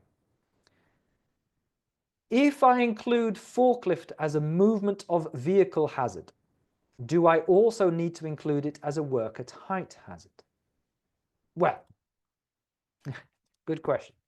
So, do I need to? No. What do you need? Back to the marking criteria, everyone.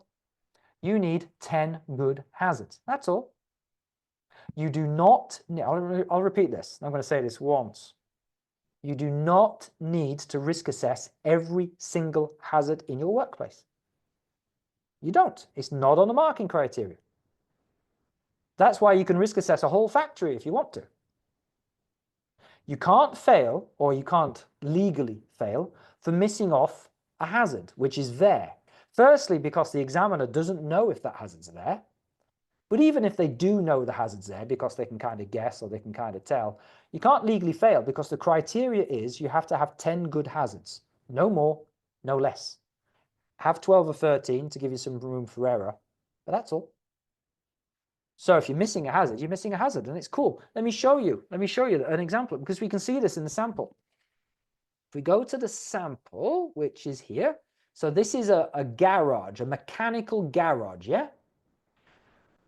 Now, would you expect a mechanical garage to have some manual handling? Well, yes, they'll be carrying vehicle parts, heavy vehicle parts around. If we do a search for manual handling, can we find it? No, I can't find it because it's not mentioned on here. No matches were found. We scroll down, it's not a typo. Just it's not here. Manual handling is not there. So you're not allowed to fail for that. And if you do fail for missing a significant hazard, you should definitely appeal that with NEBOSH, because that would be unfair and against the marking criteria. So great question. Thank you for asking that. Let me go back to have I got any other questions on this? So I've answered the roof one. I'll tick that off. I've answered that one. Tick that off. I put pack testing and fixed wire, back to this again, as separate electrical hazards to Compassa back in January. Okay, right. So we've got an accusation here. Love it. So yes, sometimes we will change our mind and change our advice based on the latest information. Yes, we do that, you know, we do that. We do change. So I have previously, Compassa students, I have previously told you to group certain things together, like to group slip and trip hazards together. I've told people to do that. I've told people to group the portable appliances and these appliances together. Yes. And then in January or February, when I have an interesting email exchange with NEBOSH and they say, actually, we now prefer this, I go, okay, who am I to argue? That's what I will now tell my students. So I'm giving you the latest information, Compassa students. Isn't it nice that we update our information, whether we learn as we go along? Because we care about whether you pass or not. So hopefully that answers that. What about Legionella in a shower and potential of asbestos in old glue under carpet tiles? Different hazards of group. Come on. Legionella and asbestos. How are they similar? Let me give you a nice simple way of deciding whether to group hazards together or keep them separate. This works most of the time. Let's say you've got two hazards and you think, are these the same? Should I group these together or not? Ask yourself this. Is the who might be harmed and how the same? If it's the same incident and the same injury, you might want to group them together. And if you're still not sure, ask yourself about the control measures. Are the control measures for both of those hazards the same?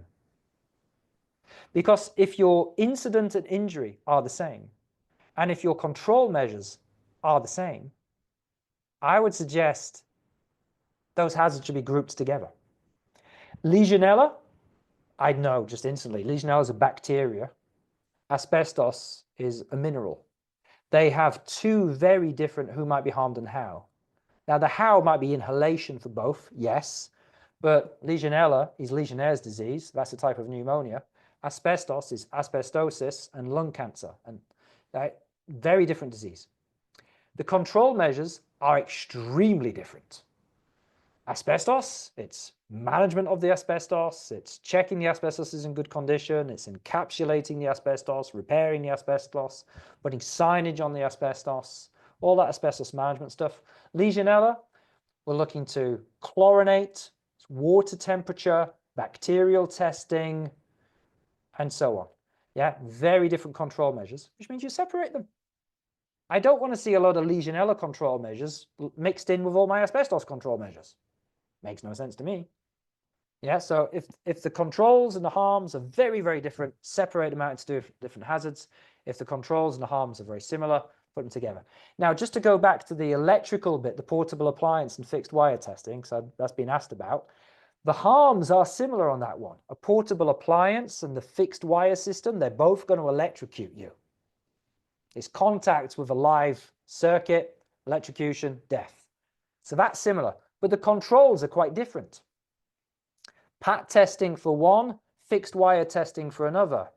Visual, formal visual inspections and user checks on the portable appliances, but you might have thermal imaging and hotspot, using thermal imaging camera for the fixed appliances. For the fixed wires. Fixed wires, you're also going to have things like fuses and circuit breakers and so on, which might go in there. So probably I would urge you to separate them. And I'll say no more on that. Otherwise, I'll waste a lot of time. Not an accusation, just a clarification. I'm being facetious. I didn't take any offense to it. Thank you for clarifying. I'm glad you did. It's great to see that you're all paying attention. So let's carry on. Really enjoying this tonight. I love doing these webinars with people. I hope you go and smash it. Right, so where were we? Fake hazard categories. Make sure whatever category you use is on there and nothing else. Next one. Make sure your hazards are not harms. This is a very common mistake. Even with my own students, I have to clarify this. Go back to basics. A hazard is something with the potential to cause harm. It is not the harm. So let me give you some examples. I see a lot of students talking about electrocution as the harm. Say, what's your hazard? Oh, my hazard is electrocution. No, it's not. Electrocution is the harm. What's the hazard? The hazard is the electrical appliance, which might be wet or damaged. What's my hazard? Entanglement. No. Entanglement's not the hazard. The rotating rollers that are moving, that's the hazard, and that causes the entanglement, which leads to amputation and scalping. So this is a very common hazard where people say things like falling is a hazard. No, falling is an incident. Falling leads to hitting the floor and breaking your back. That's a harm. Right? Where does that go? Well, that goes in the who might be harmed and how column. So if we just take a look at that column, if we look at, say, vibration, that's a terrible hazard there, by the way. That's an activity, not a hazard. Don't like that at all. But you'll notice vibration white finger goes in this column, vibration white finger. It doesn't go in there. If we look at working on the top of a commercial vehicle, so fall goes in the who might be harmed and how. It doesn't go in there. So make sure in your mind you're clear what column things go in. A very common one I see is the hazard is stress. No. Stress is not a hazard. Stress is the effect of the hazard. The hazard might be too much work, bullying, or something like that. Stress is not a hazard. So make sure you get you're clear on the hazard goes in there, the harms go in there. Okay? Right, another critical mistake. All of this is on our YouTube channel, by the way. A hazard is not a missing control measure. So I'll see things like this. I'll see lack of manual handling training, lack of guarding, lack of security, lack of guardrails on top of the roof. Or I'll say missing fire exit sign, or no fire drills have been done in the last 3 years. They're not hazards. In this little building right now, I have no security. I have no CCTV in my office right now. Is it a hazard? No. What's the hazard? People. People are the hazard. These aren't hazards. These are lack of controls. What you should do if you have a situation like this, so let's say you have a lack of security and you're concerned about it, what you do is you put a recommendation for security or a recommendation for CCTV, you put it in your control column. So you're going to put it in that column there. That if you've identified a lack of manual handling training, just recommend in that column, provide manual handling training every 3 years or however often you want it. If there's a lack of guarding, he'll put an action in there, introduce fixed guarding around the rotating parts of the conveyor. Yeah. So if you identify a missing control measure or a flawed control measure, make an action to fix that problem. Another critical area is where people get confused between risk assessments and inspections. And this is very hard for me to explain, but I'm going to try my best. A risk assessment is not the same thing as an inspection, because an inspection looks for hazards that are here right now today. Right? When I can do an inspection on my office right now, I can look around and say, well, it's not too bad. It's like the floor is relatively tidy there. It's okay today. Yeah, it's okay today. You should see the mess it is when we're filming. When we're filming, we've got panels out, we've got lights out, I've got training cables everywhere. But if I do an inspection today, it's fine, mostly. But if I did an inspection on a on a studio day, it's not fine at all. A risk assessment's not like that. A risk assessment looks for potential hazards, foreseeable hazards, things which are reasonably foreseeable. And if I were to do a risk assessment for this room, my risk assessment doesn't just last today, it looks for a reasonable period of time, which would be maybe the next year, the next 12 months. And I could ask myself, in the next 12 months, what do I expect to do in here? Well, I expect that we're going to do a lot of filming. So there's going to be a lot of training cable stuff going on. And in winter, it gets cold and our heating doesn't work very well. So we have some portable heaters, which isn't great. But the portable heaters come out, fire risk and electrical risk. Today, there's no portable heater out. No fire risk from portable heaters today. But next week, yeah, next week the portable heaters might come back out again. So there's a big difference between a risk assessment and an inspection. So let me show you an example of what not to do. Don't do this where you go around picking faults, looking for things that are broken, looking for things that are wrong. 2 flickering bulbs, training cable, something's broken. Those are hazards you would see on an inspection. I don't want to see those on a risk assessment. Get those off my risk assessment and just report those. Put in a maintenance report to whoever is in charge and get those things fixed. Do not put those on a risk assessment. What we want to see on a risk assessment are foreseeable hazards like these. Notice that if you look at the call center, I can't see these things. I can't see the violent customers. I can't see the sales targets, but I know they're there. I can't see anyone doing manual handling right now, but I know that that does happen regularly.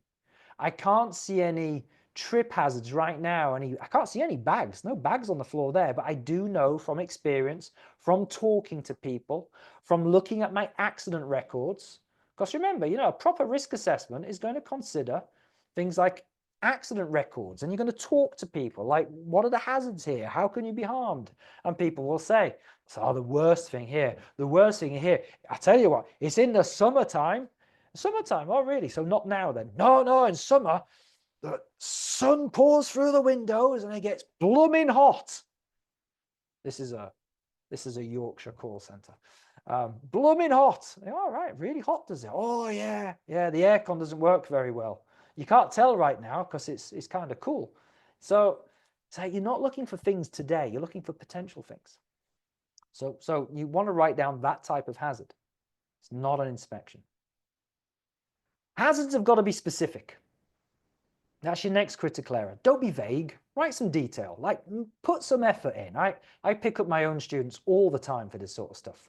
Moving of boxes. Like, really? Is that pushing, pulling, carrying, throwing? I mean, if you work in an airport, moving of suitcases. Are you throwing the suitcases or are you pulling them, carrying them? Flammable substances. Like, what are they? What type of substance? What's the ignition source? Vehicles in the yard. What type of vehicles? Like, can you picture it? If I asked you, can you picture the moving of boxes? Can you picture the flammable substances? Can you picture that? No, you can't. You have no idea. You're guessing because the hazards are too vague. Let's put some detail on there, please. So let's say, for manual handling one, how heavy is it? How far is it? What type of manual handling? Carrying, pushing, pulling, throwing. Excuse me. Boxes of what? Boxes of spare parts up to this weight across this distance. Fire. What type of substance? Is it gas, methane, propane, acetone, alcohol? Like, what is it? Excuse me. It's only polite to mute your microphone when you cough on a Zoom call. So we need some extra detail there so the examiner can picture exactly what's going on. What type of vehicle? Is it forklifts, trucks, lorries, diggers, excavators? Put the detail in. And then back to what I said earlier about activities. Hazards are not activities. I mentioned this whole grinder thing there. And this is one of the issues I have with the sample. I do have issues with the sample. I'm not here to criticize the sample. This is just my opinion. Ultimately, it's NEBOSH's sample. But I'm not a fan of that. I would suggest that's an activity. That might technically be acceptable according to NEBOSH's marking criteria. The team at NEBOSH might say that's acceptable, but I know examiners who would take issue with that, who might be a little bit more harsh than what they should.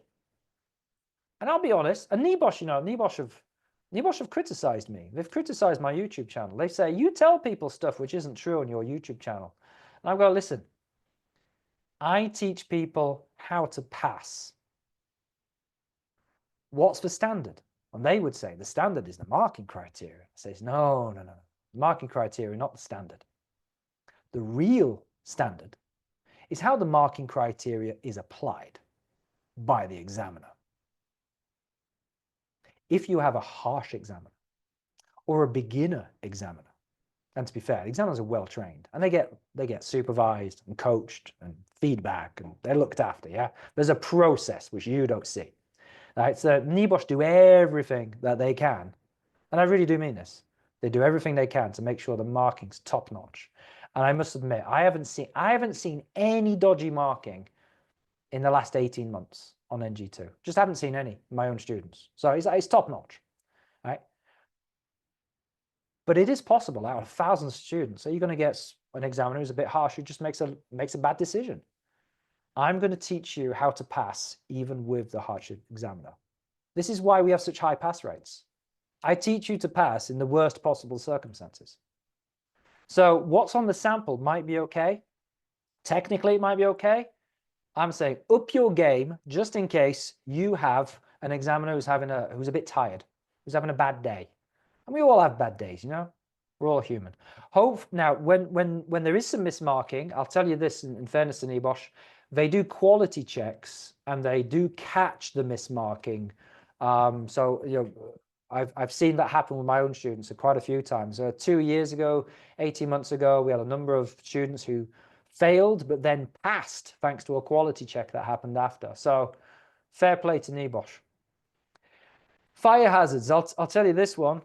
Fire hazards are fuel and ignition sources. Notice this. We have an ignition source, 1 ignition source, 3 ignition sources, 4 ignition sources, right, 5. Great, they're your ignition sources. Here are your fuels. It is not a fire hazard if you only have a fuel. Flammable substances is not a hazard. It's only a hazard when you have something to set fire to it. So when you have a fire hazard, make sure you include both a fuel and an ignition source in the same hazard. Right, we are now moving on to the who might be harmed and how. Let me have a quick look at the questions. Can I add flimsy guardrail at the loading bay of the warehouse as a slip, trip, fall hazard? Or would it be an inspection rather than a risk assessment? I would suggest that's an inspection hazard. That does not belong on your risk assessment. If there's a flimsy guardrail, why are you waiting to do your NG2 to get that sorted out? Just put a request in to your facilities team, maintenance team to get that sorted out now. That's easily solved. Even if risk assessments are foreseeable hazards, but can hazards seen at the moment still make the list of risk assessments? Yes, okay, right, so great question. So going back to what I was saying earlier, let's go back to the call center.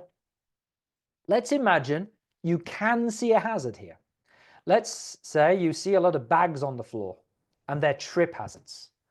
Are you allowed to put that on your risk assessment? Yes, yes, you are. Of course you are. All right. But my point is, you don't want to be going around and saying, oh, there's one bag on the floor.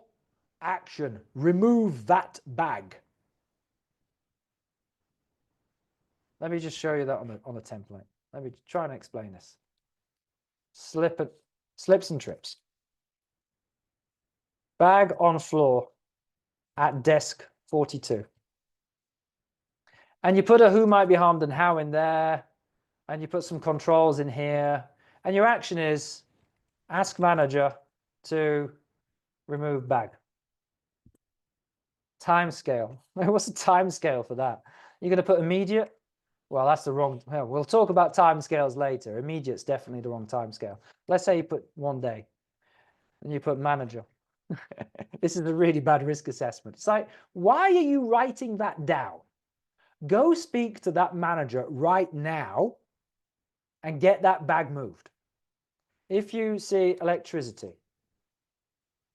and you see faulty cable with, I don't know, we'll say damaged cable on photocopier power supply, so it's damaged, and you will say repair the cable or replace the cable.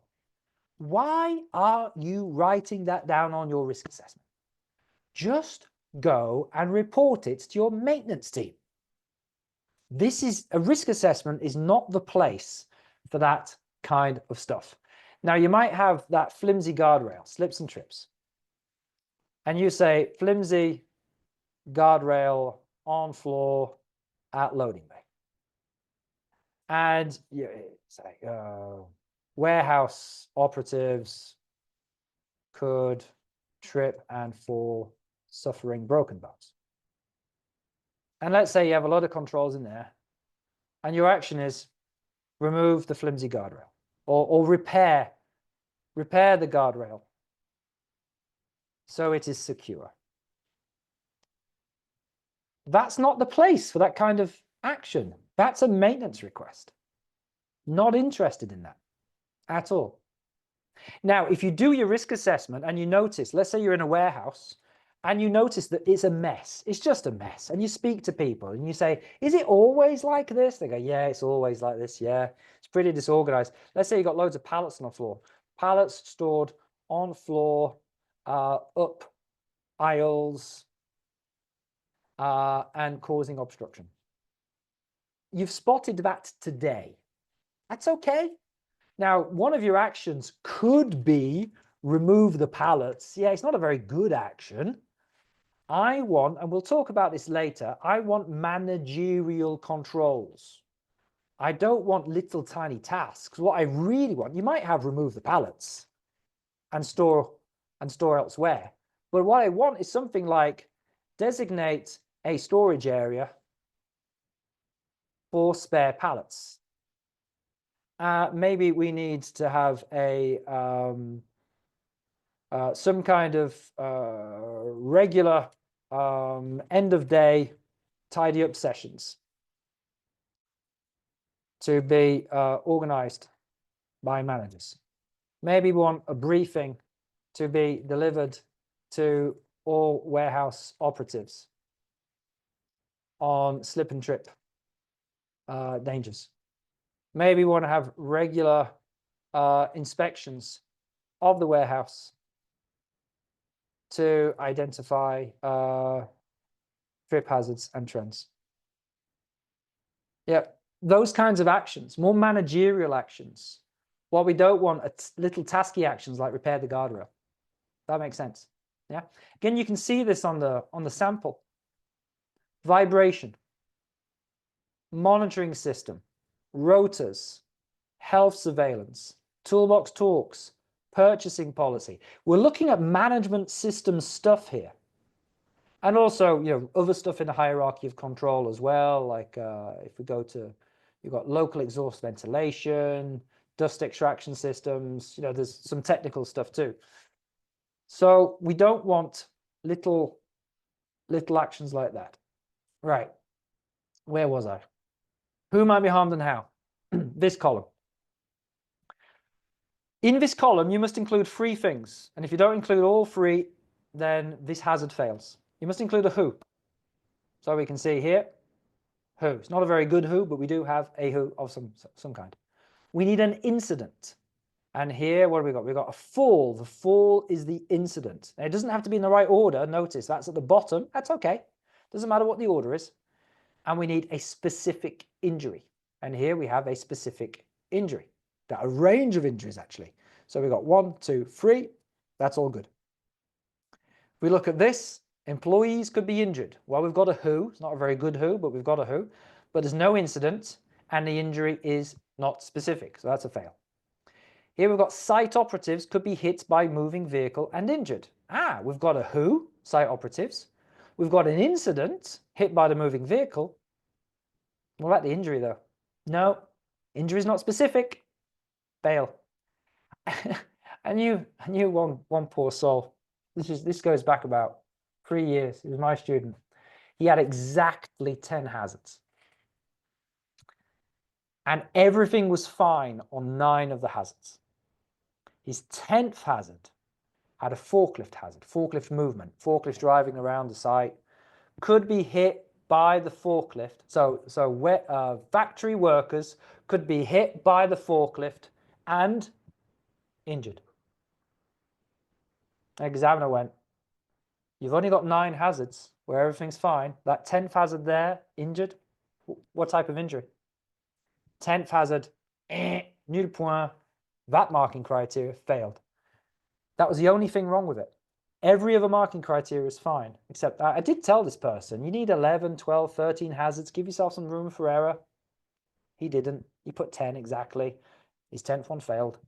When he resubmitted, he changed the word injured to killed. He changed one word. Marking criteria, passed. Passed. Wasted 3 months, wasted 100 quid, and a lot of frustration and disappointment. And blames NEBOSH. No, don't blame NEBOSH. The marking criteria are very clear. Your project, I told you be specific. Everything else was super specific. That one wasn't. You made that mistake. They didn't. They applied the marking scheme fairly. It's ruthless, perhaps, but it's clear and it's fair. And I'm telling you now. So you've got no excuses either. So there we are. Site operatives could be hit by a moving vehicle and crushed or killed. Done. Got killed. That's a good enough injury. Critical error to avoid might be, for some types of hazards, failing to consider the acute and chronic effects. Some hazards, particularly the health hazards, like certain types of dust, like wood dust maybe, or a chemical, you might have a short-term acute injury and you might have a chronic injury. It's good practice to put both down. If you look at this, you've got short-term irritation, long-term serious health conditions. And also notice on here that we've got 2 different routes of entry. We've got inhalation here. So they breathing in, people breathe in the dust. So there's inhalation, and there's also skin. So they've mentioned this route of entry has this acute effect and that chronic effect. And then we've got skin contact can cause these effects. So, and look at how long that is. That is one of the longest parts sometimes. It's usually longer than the hazard itself, because you're almost telling a story. Right, before I move on, let's have a look at the questions. I've got some Q&As building up. What have we got? I like the James Bond tone you take when talking to NEBOSH.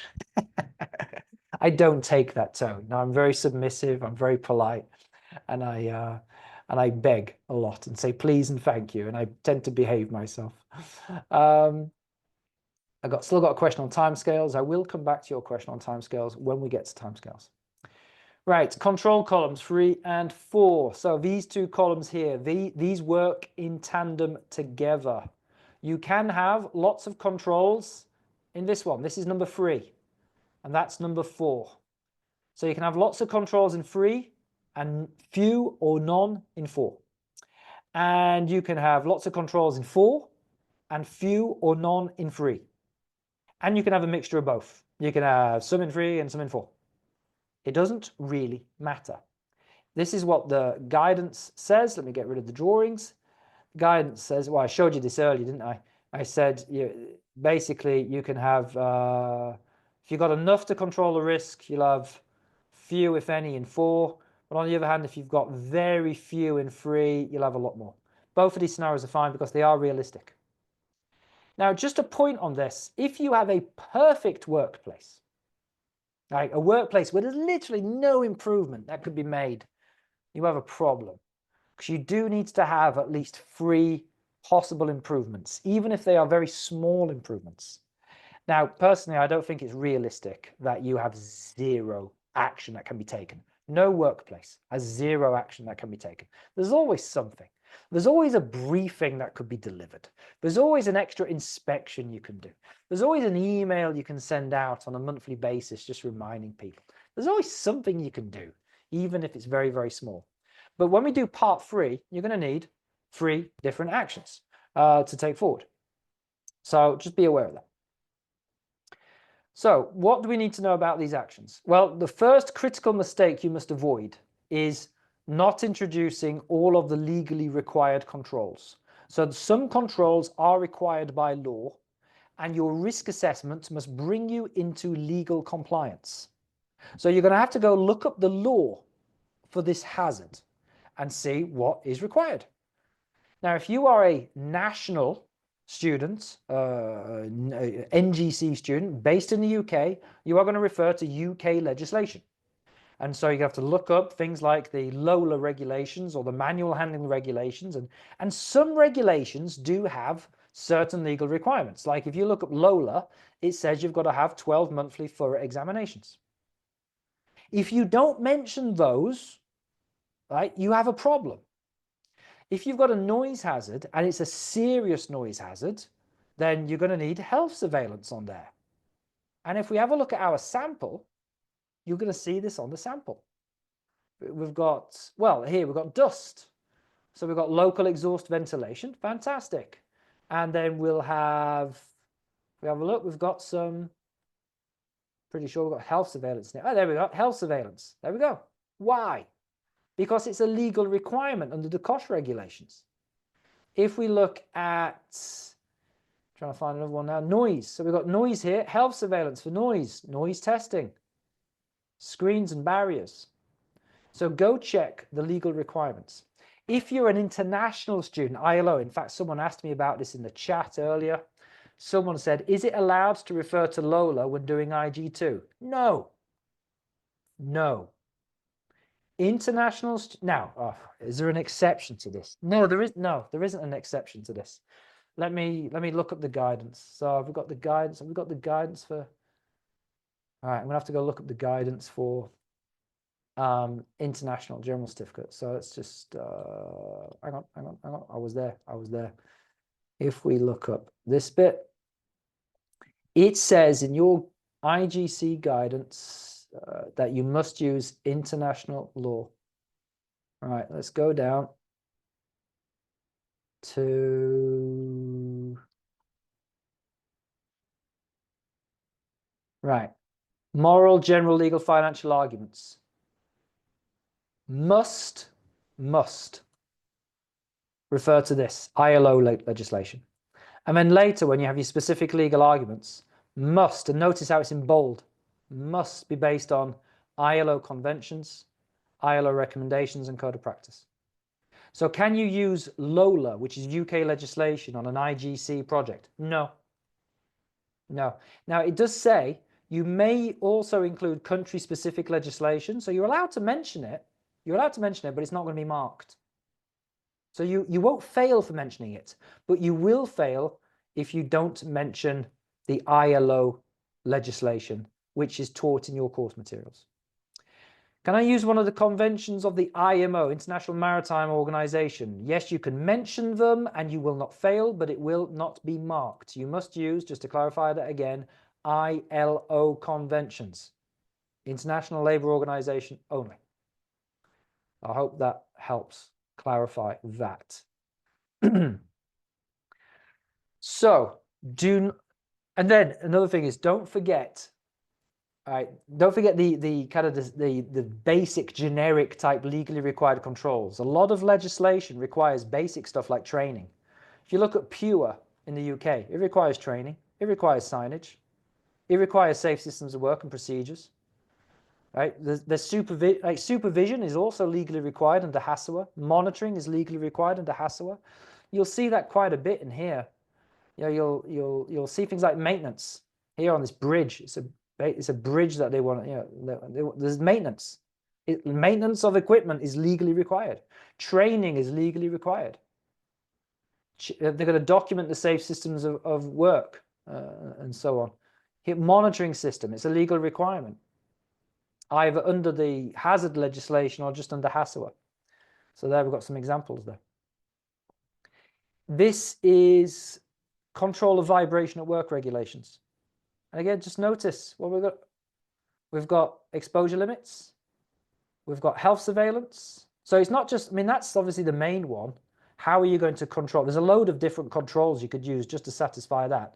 But let's get some health checks. Let's get some training. Let's get some briefings. You know, and then let's start to monitor people's exposure so they don't go over the limit values and the action values. So you have to be aware of this. And if you're a Compassa student, by the way, Compassa student, now obviously if you're not a Compassa student, you don't have this, but on our course, we have a menu of controls for every hazard.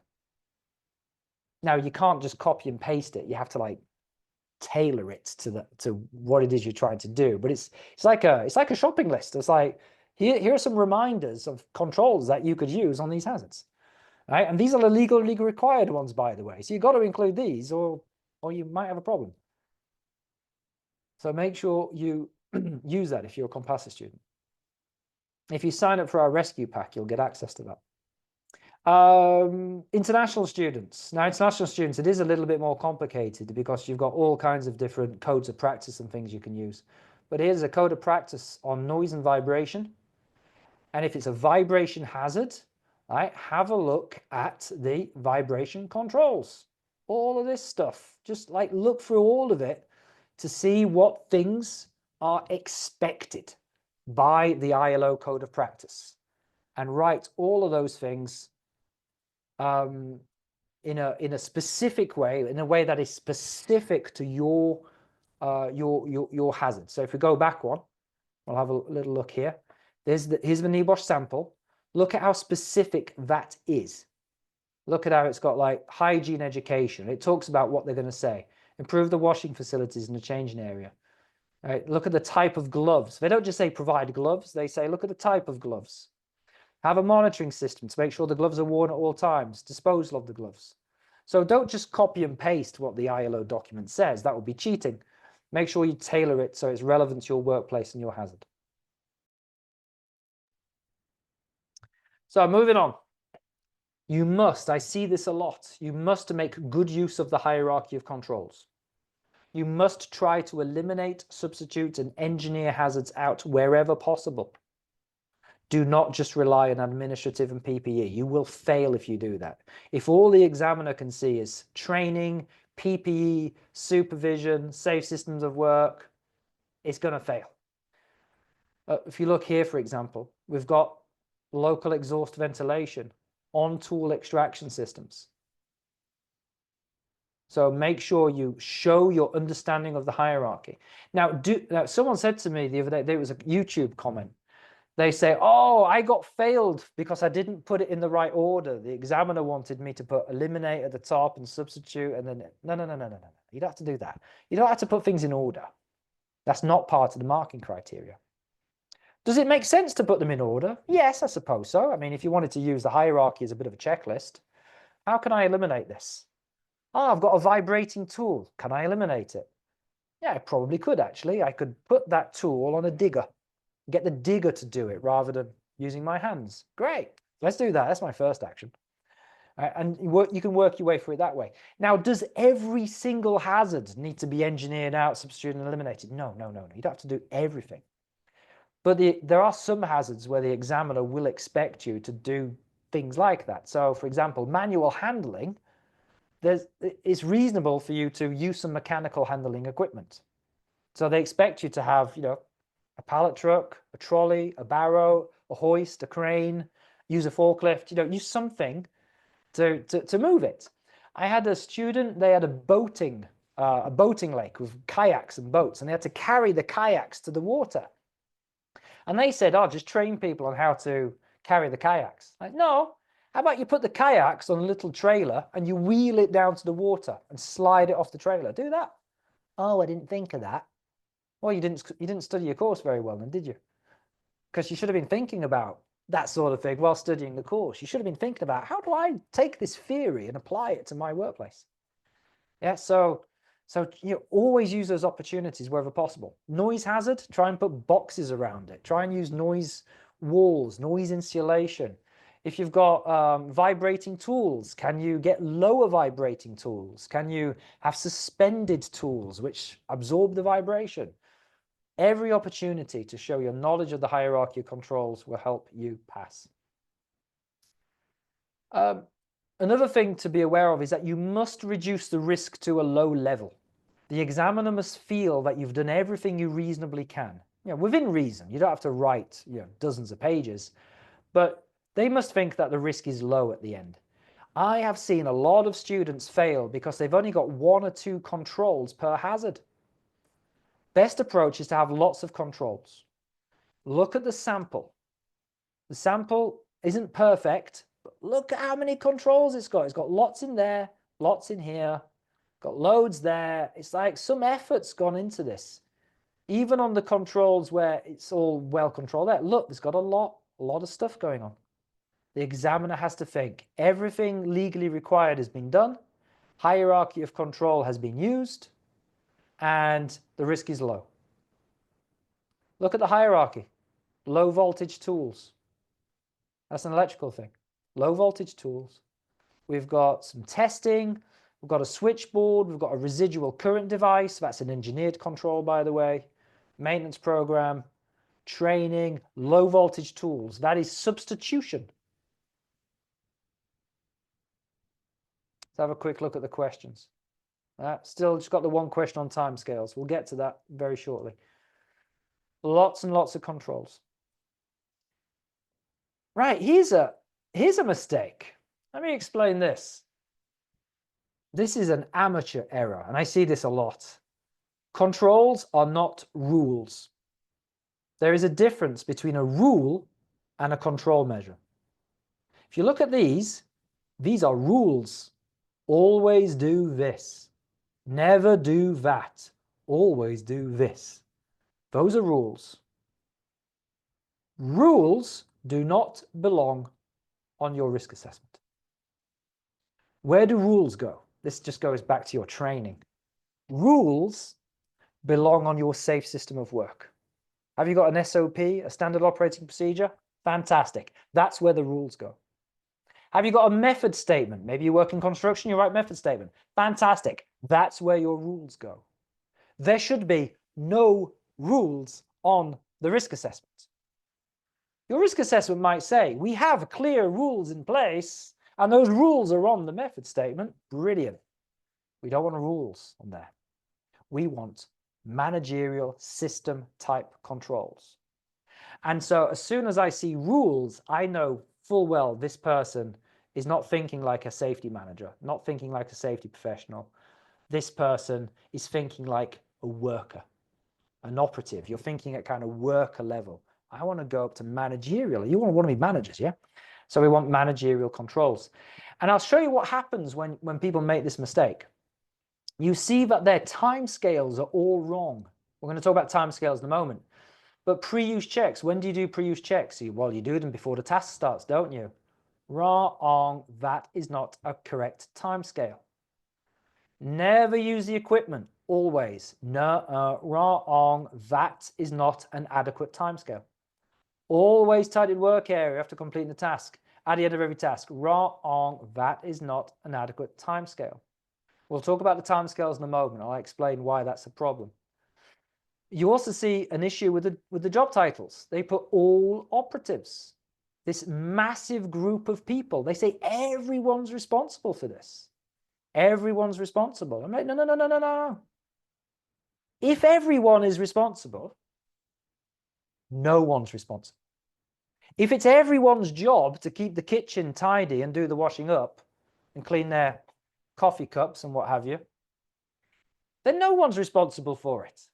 But if you say, Will Taylor's responsible for that, the managing director is responsible for that, then it's me, and it's very clear.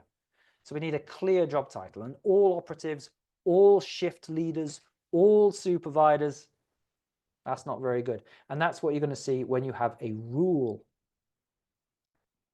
So They do not belong on the risk assessment. They go on an SOP or a method statement, i.e. So here's a little bit of a tip. If you want to put a pre-use check in place, fantastic. That's a rule. What I want to see is, how are you going to put that in place? So here's an action which might help you do that. Design a pre-use check inspection sheet. There you go. There's a managerial action. And who's going to do that? Well, you would put, maybe put down the H&S manager, might be that one. And when's that going to get done by? 1 week. There you go. Never use the equipment if you've not had the training. That's a rule. What could be the action? Well, you could do briefing on 6 monthly basis, reminding operatives to something. Reminding operatives that they're not allowed to use the machines they're not authorized to use. How about we install padlocks on the chop saws to prevent unauthorized use. Let me put that in. There you go. Install padlocks on chop saws to prevent unauthorized use, to solve this issue of people using things without training. How are you going to ensure those rules get implemented and followed? They're all wrong. And if you look at these, you'll notice there are no rules on the sample. They are managerial level actions. A health surveillance system.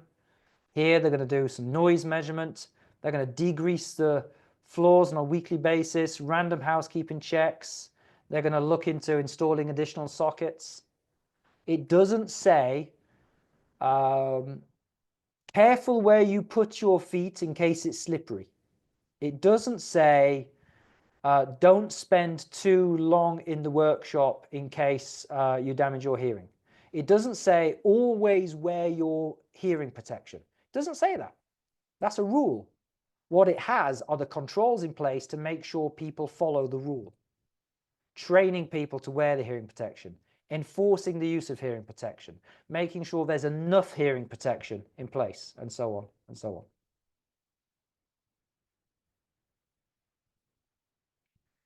Right, we talked about formatting earlier. Here's a formatting issue. Now, the formatting didn't cause the person to fail, but because of the formatting, they made a mistake which caused them to fail. So what they did was this. They had a look at the sample, and they saw how the sample kind of split the actions up into lines, yeah? And they thought, fantastic, I'll do that, because, you know, look how it's nicely separated out. You don't have to do this, but it is a nice way of presenting it. But you don't have to do that. But it is a very nice way of doing it. What did the student do? Well, their formatting problem went a little bit, they went further. Instead of just separating that out, they took the line further. And they started to put lines in between these controls. And they carried on that line all the way, which resulted in some empty boxes. Bless them. And then, because there were empty boxes, they started to put these NAs in. Because I said, rightly so, if there's an empty box, make sure you put NA in. And NEBOSH say that as well, don't they? In the guidance, they say, if there's an empty box, make sure you put an NA in. And that's okay. But where it wasn't okay is that then they thought, oh, there's an empty box there. I'm not going to put NA, I'm going to put the job title of the person who's doing that. Who puts the barrier in place? The foreman. Who does the pre-use checks? The foreman. Who's wearing the PPE or whatever that is? This person here. And the examiner went, no, that I can't tolerate. You are putting down responsible persons for actions which don't exist. Why have we got a responsible person for an action which doesn't exist? And they failed on that basis. Right, I've never seen that happen before, but it happened there. So just be careful if you're going to add lines into your risk assessment. It's a great idea, but don't think that you have to line up this control and that control, or that control and that control. I see people do that. Oh, I've got a pre-use check control here. I need a pre-use check action. Like, no, you don't. No.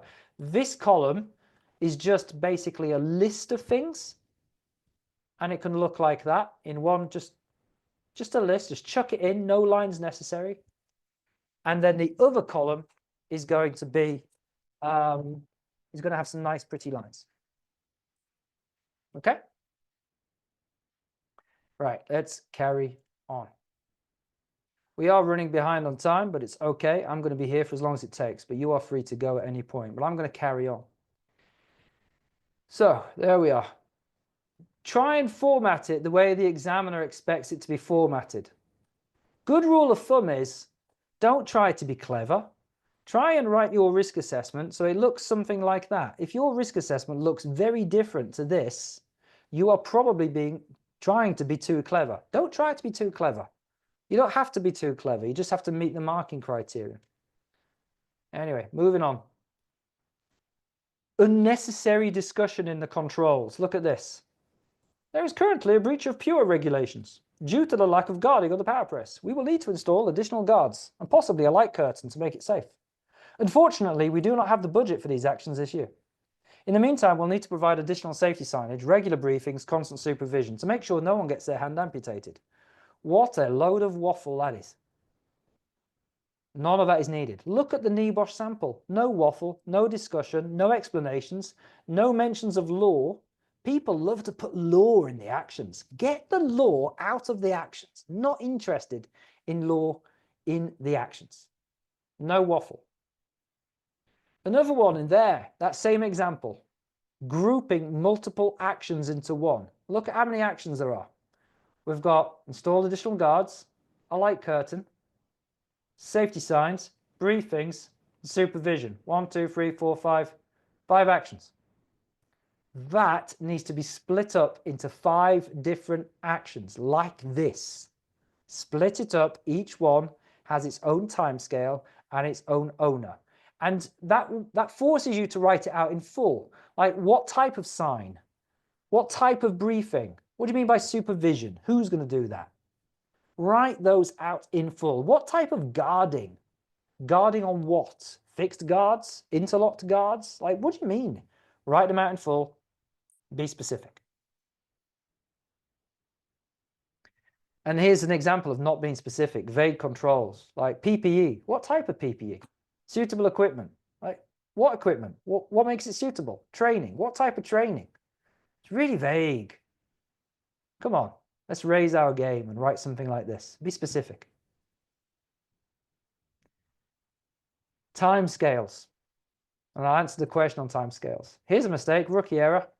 Each action must have its own timescale. This poor student thought that timescale there would apply to all these actions. In their mind, that's what they were doing. And in their mind, that was obvious. And the examiner's like, no, the marking criteria are very clear. Every single action requires its own timescale. If we look at our marker guidance, it says timescales for each action. Each. If it's missing a timescale, it's missing. It doesn't pass. If we have a look at a poor example here, it says some of the columns have been left blank. Well, I don't agree. No, the column hasn't been left blank, but what's missing is a timescale there. Everything has to have a timescale, just like this. Every single one has a timescale, and the timescales can be different. Notice how some are 6 months, 1 month, 2 months, 3 months.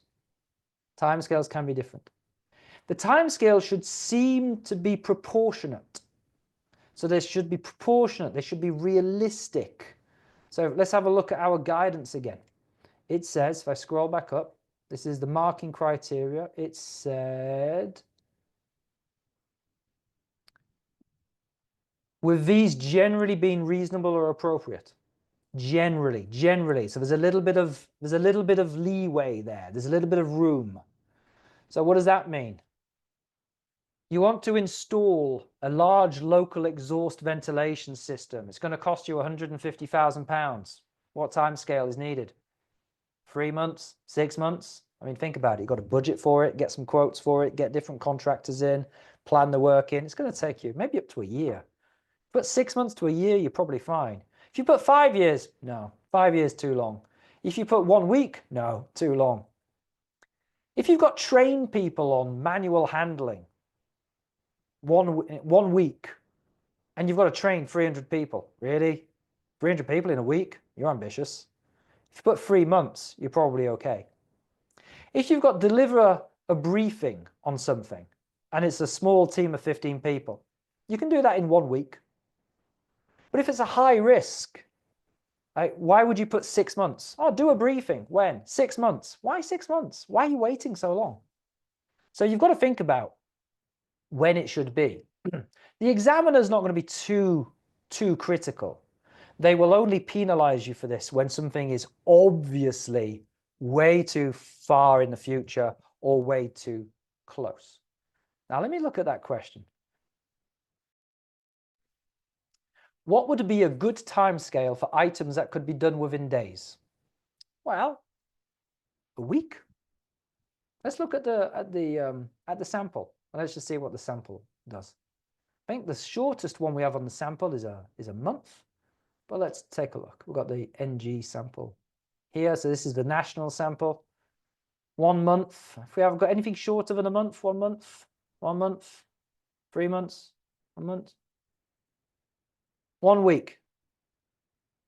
1 week is about as short as they get. So maybe a week. Issue each worker with this document. 1 week. So I hope that answers your question.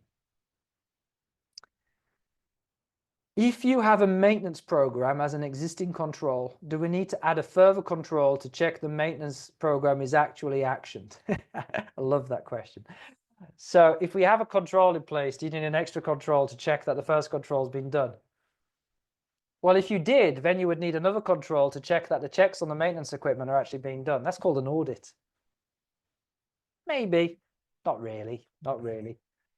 Sometimes, yes. Sometimes, if you've got a control which is to have PPE, everyone needs to wear safety glasses, it would make sense for you to have some supervision and some inspections, some monitoring to make sure people are wearing the PPE. So yes. But if your control is maintenance, do you need to recommend an audit to make sure the maintenance is being done? No, no, no, you don't need to go that far. But good thinking though. I like your thinking. You're thinking systemically. That's good. Do we need to put justifications on the timescales if necessary?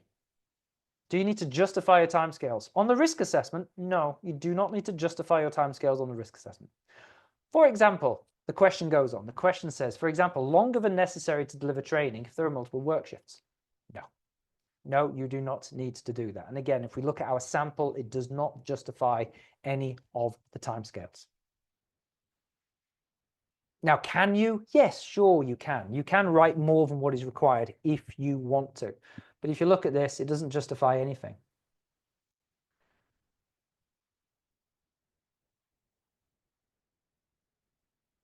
Timescales, critical error. What have we got here? Yes, do not use frequencies. So here's a mistake. Frequencies, annually, immediately, 6 monthly, weekly, before start, immediately, all of that stuff. Those are not timescales. What can I say here? What can I say? Let me, well, I've got a bit of a slide glitch. Clearly, I've not put enough effort into my slides. Let me show you on the guidance or even the marking criteria. I'm pretty sure it talks about an end date somewhere in here. No, there we go. Marking criteria to use. The timescales must include a start/end point. So when is it going to start or when is it going to end? So we don't want to have weekly training or anything like that. The question is, when are you going to start the weekly training? If you've got a weekly inspection, when are you going to start the weekly inspections? So if you've got something that's ongoing, like briefings, we're going to do a monthly briefing, and you think, oh, put monthly. No, no, no, don't put monthly. When are you going to start doing the monthly briefings? I'll start them in 1 month. Brilliant. You're going to start it in 1 month. And notice what it does on the sample. Now, you don't have to do this. But on the sample, it does kind of hint at this, because it does show, if I bring it up, it has Look at this. Toolbox talks to be held twice a year on the effects of vibration. Twice a year. When do we start it? We're going to start it in 6 months. And we're going to do it 6 monthly thereafter. So if you do want to put a frequency in the timescales, you crack on and do that, but make sure you have a start point or an end point. Notice there are no immediatelys, no ASPs, nothing like that. It's all basically 1 month, 2 months, 3 months, 1 week, 6 months, and so on. All right, job titles. I hope you're keeping up. I'm not tired. Are you? The responsible person is a large group of people. That's an error. All operatives, all employees, all team leaders. No, no, no, no, no, no. Look at this. Look how specific this is. This person, this person, this person, this person. 2 people there, 2 specific people. You can get away with 2 people if reasonable. So I said earlier, the examiner is not going to challenge you on your job titles, usually, but this is one situation where they could.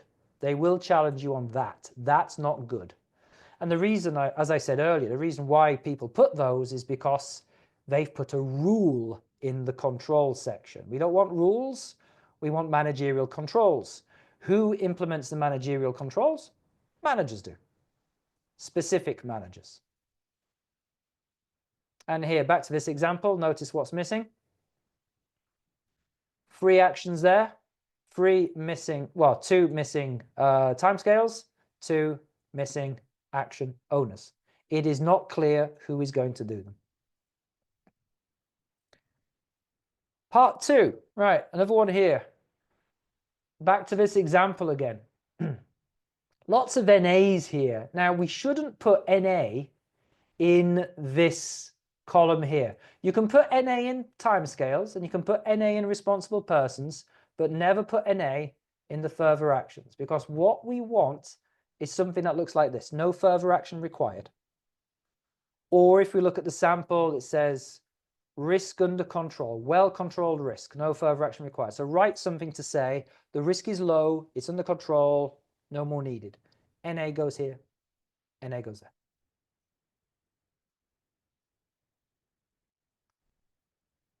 Right, so summary then of the part 2 marking criteria. See, there's a lot. Yeah, there's a lot of stuff. Can you see why I recommend the study, write, check methodology?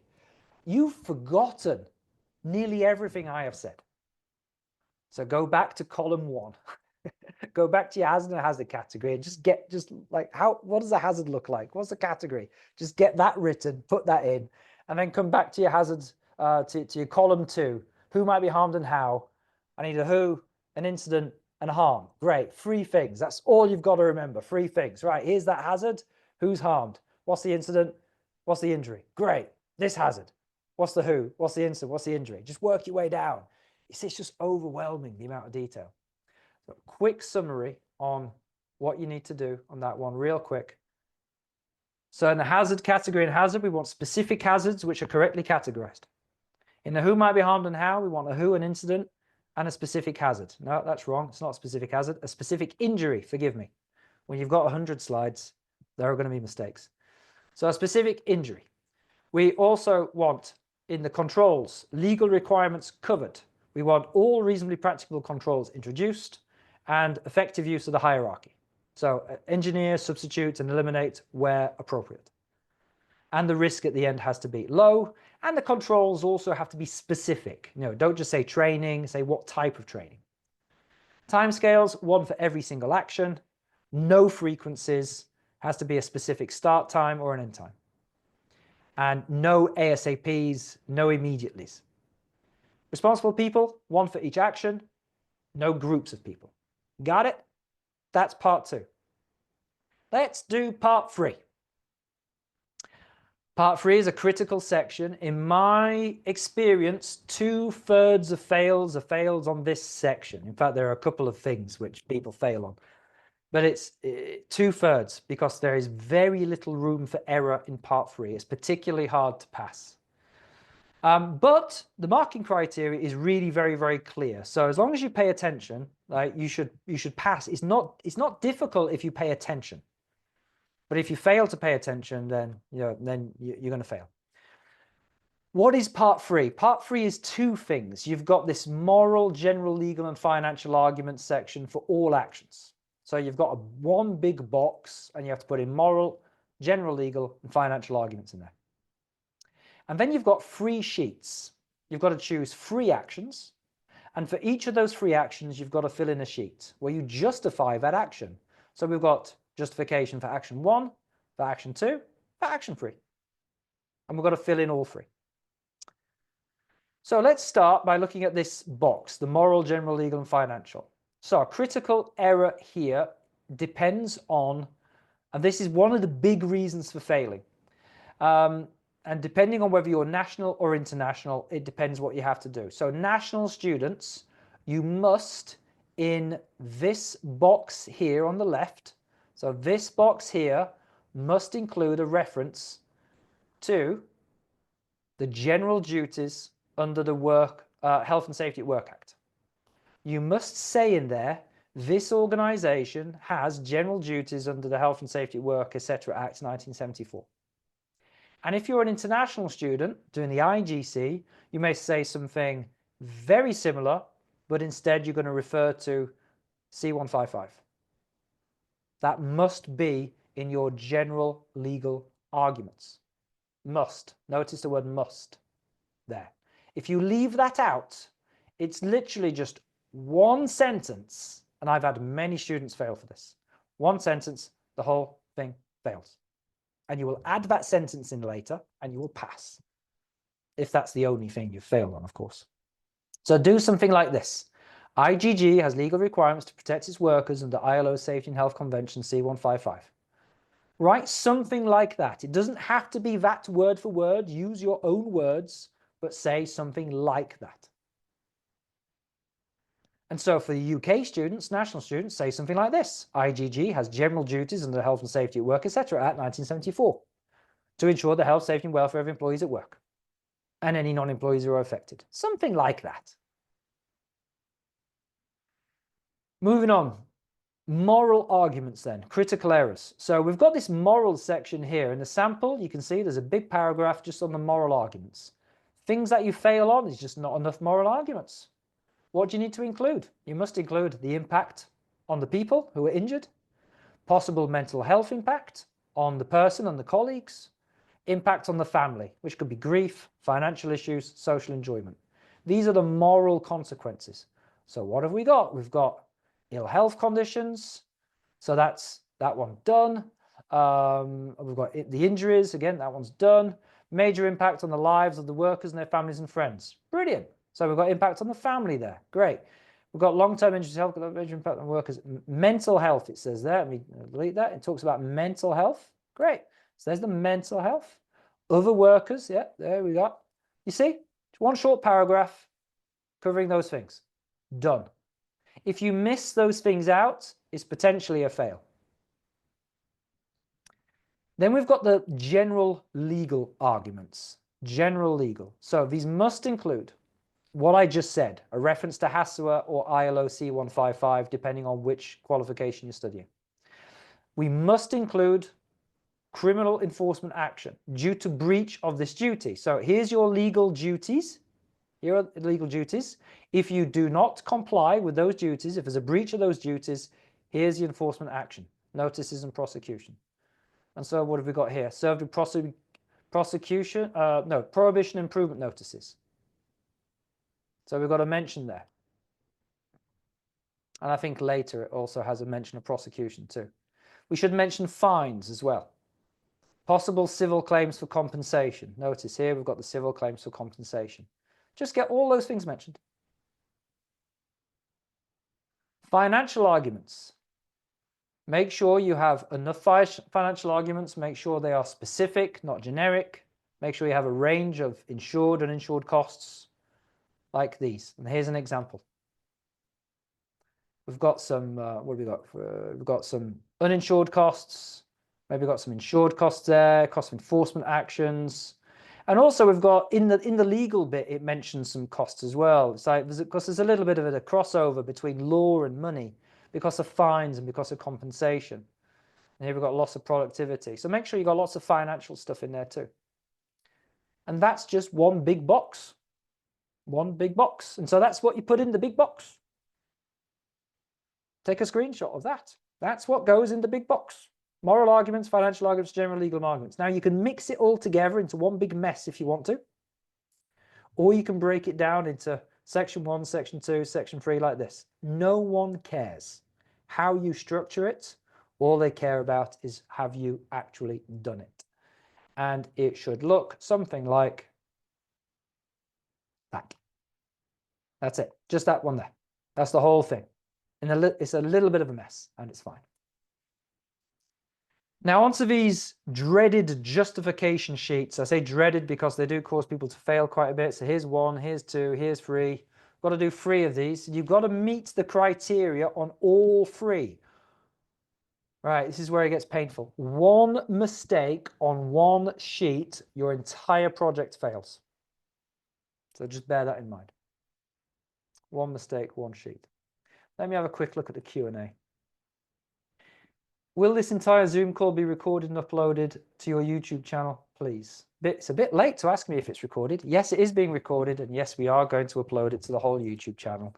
Yes, you can go to bed. You can go have your dinner if you want to. But those of you who are keen, stay with me because I'm here. I might be lonely. So let's look at these sheets. Yeah, no more questions. All righty. So sharing the screen. All right, box by box. Now, the first thing is, yes, the first thing I forget to mention this, the first thing is you have to choose 3 actions. You have to choose 3 actions to put on the sheets. Now, there is a little bit of confusion in the marking criteria here, so I'm going to give you the reality, but there's a little bit of confusion. It does say in the marking criteria, you don't have to agree with the selection. So don't stress too much about the actions you're choosing. People ask me, oh, should I choose this or that? Doesn't really matter. Just choose. But it does also say this, you should choose the 3 highest, most urgent actions. So that's a little bit of a contradiction. So here's my advice.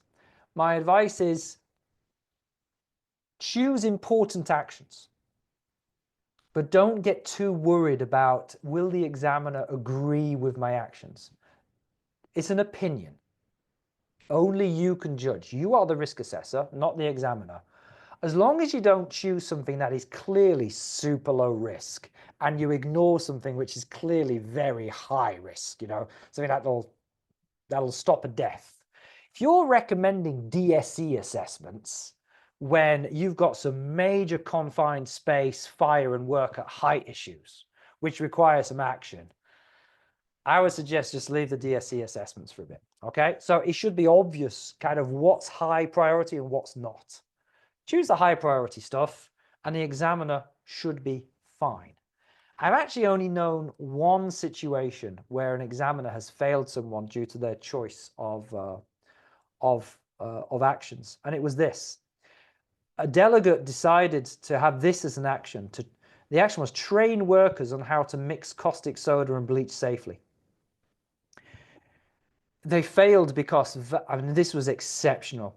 No, you do not train people to do that. You eliminate that by not doing it.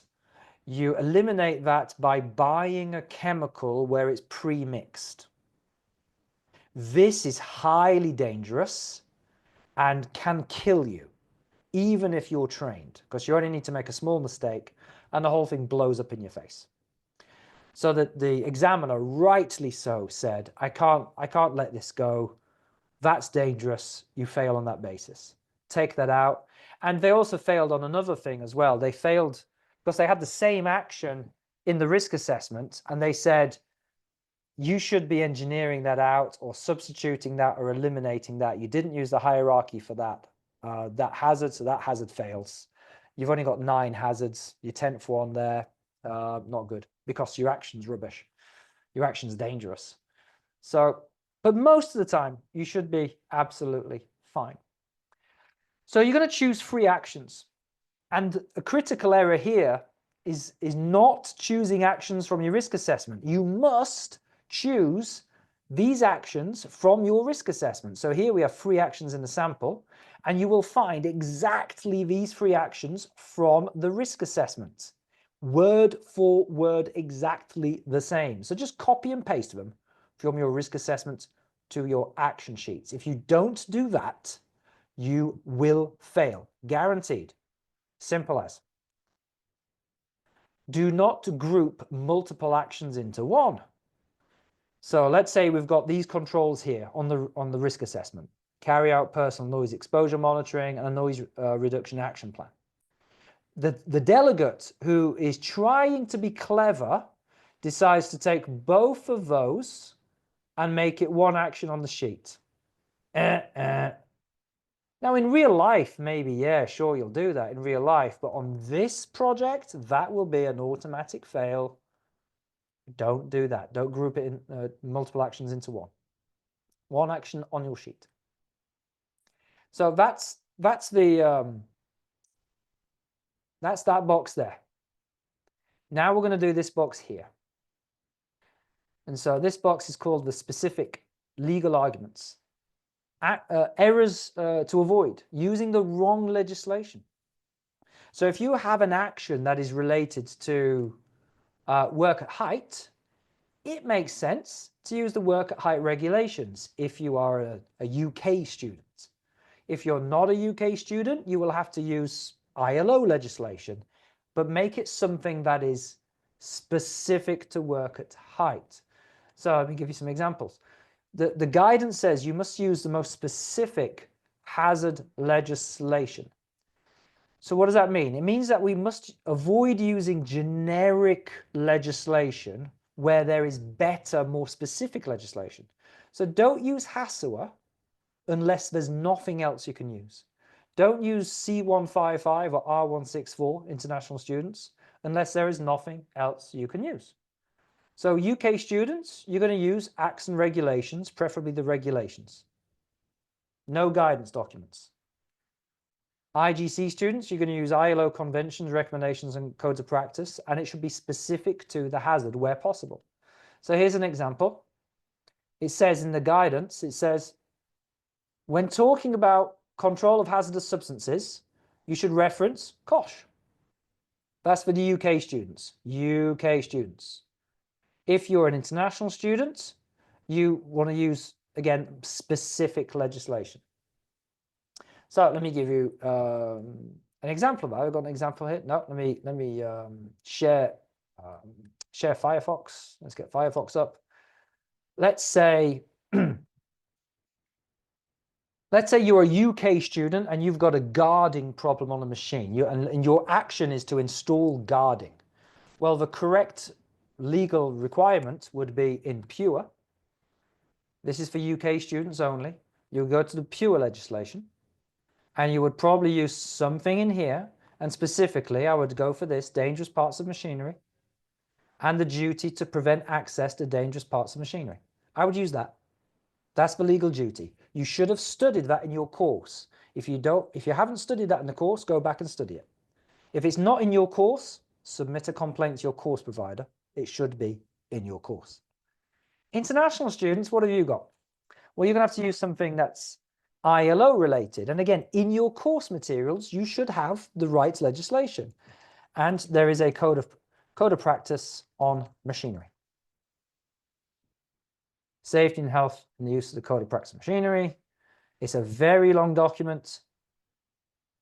We've got a table of contents, and you will find machinery guarding. And so find the relevant one there. So risks relating to moving parts, choice of protection for moving parts. Great, go there. Page 62, there's a duty there, use that one.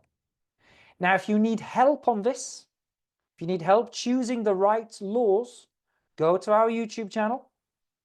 And we are in the process of making a playlist. There's going to be a playlist. There it is. Oh, go away, advert. We're making a playlist on this, which will hopefully be quite helpful. Not everything's in there yet, but things like manual handling. This video here will give you the law on manual handling after the adverts, of course.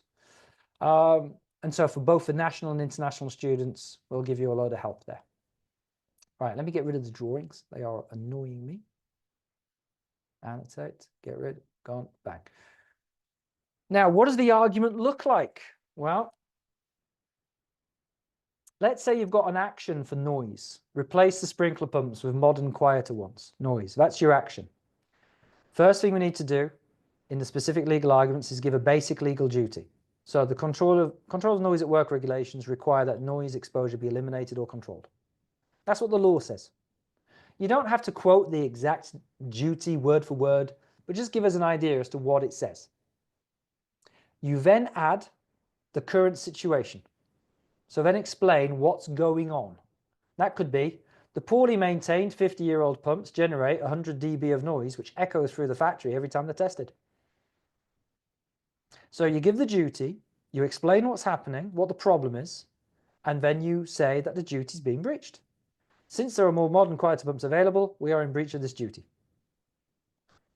What's the duty? What's happening?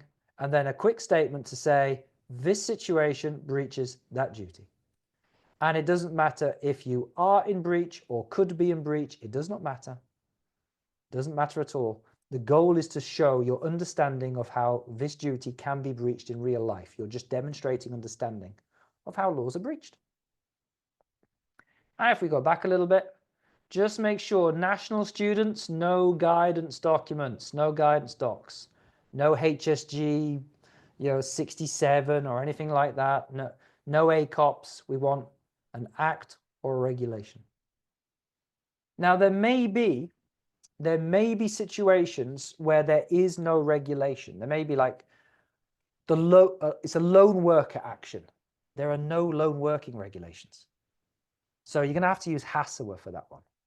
If it's mental ill health action, there are no mental ill health or stress regulations. You're going to have to use HASAWA for that one. So you are allowed to use HASAWA. International students, you are allowed to use C155, a very generic piece of legislation, or R164. You are allowed to use that.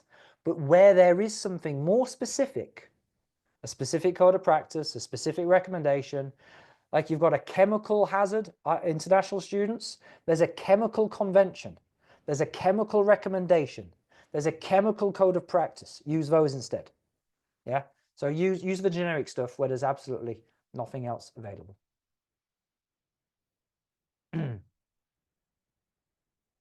Someone's asking, so are you saying effectively concentrate on elimination actions for section 4 in preference to other actions? I think you mean section 3, but I know what you mean. No, I'm not saying focus on elimination. I'm saying focus on your highest priority, most urgent actions. Elimination might not be the highest priority. It might not be the most urgent. Elimination is the most effective way of fixing a problem. But let's say you've got a work at height problem where there's a very, very urgent issue. There's an imminent risk of death. People are working on a fragile roof. No protection. Now, sure, you can eliminate the work at height with roof working maybe, and that's very effective, but it might take you a year to do whatever actions needed.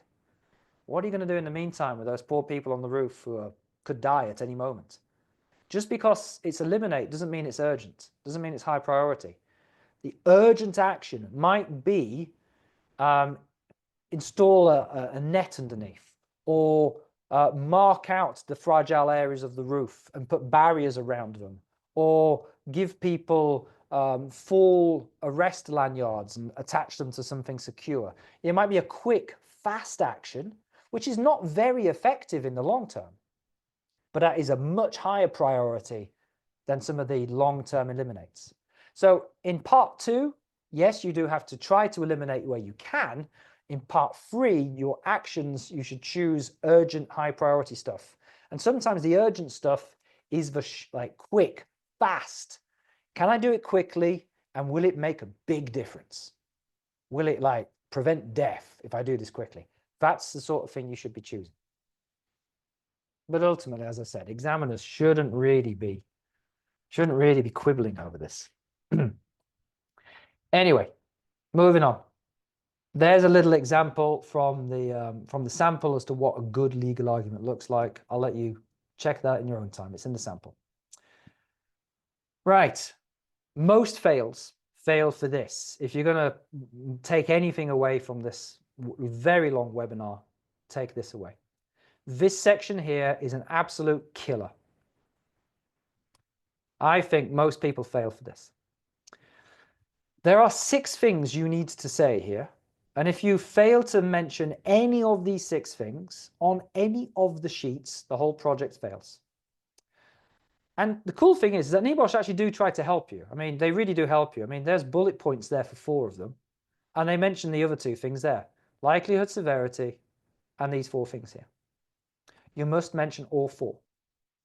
You have to say how severe it could be. So how severe could the injury be? Serious, major, fatal. So if we have a look at this example here, it says more serious injuries or very serious injuries. Okay. Then you have to mention the possible injuries or ill health conditions. Go back to the sample. Bruising, sprains, fractures, head injuries, internal injuries. Great, done.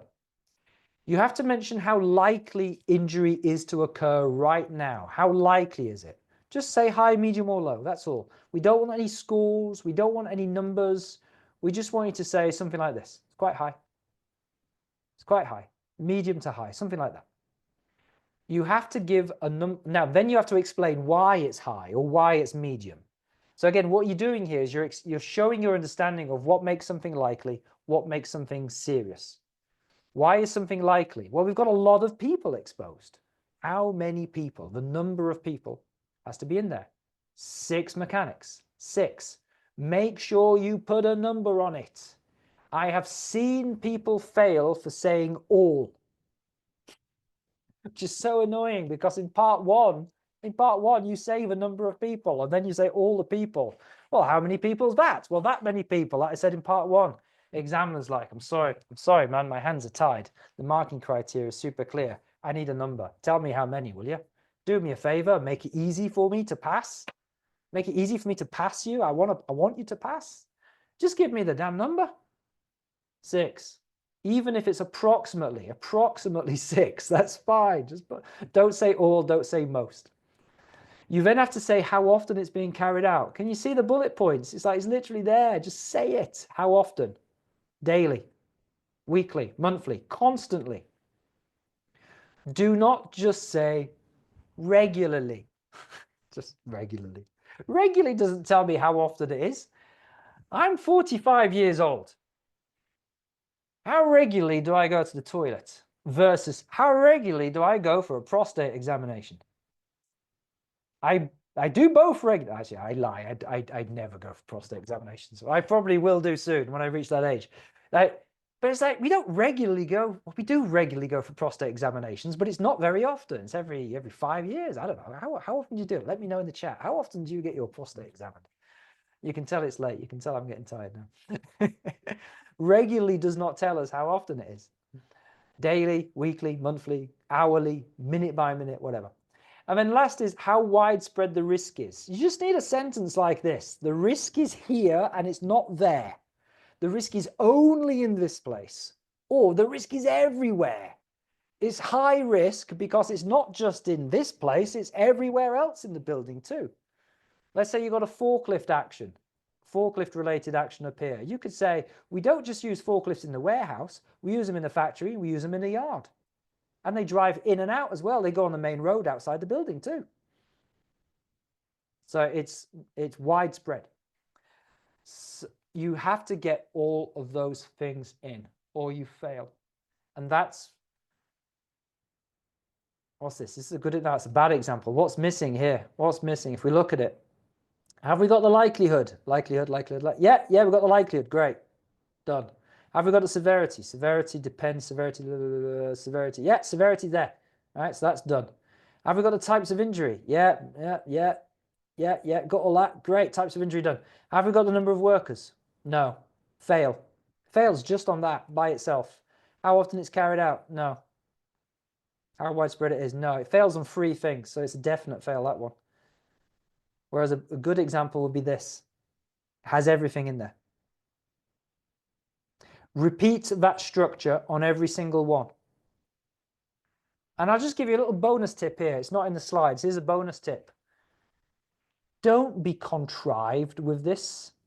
Don't be that person who just writes it out in bullet points and says likelihood, high, severity, serious, injuries,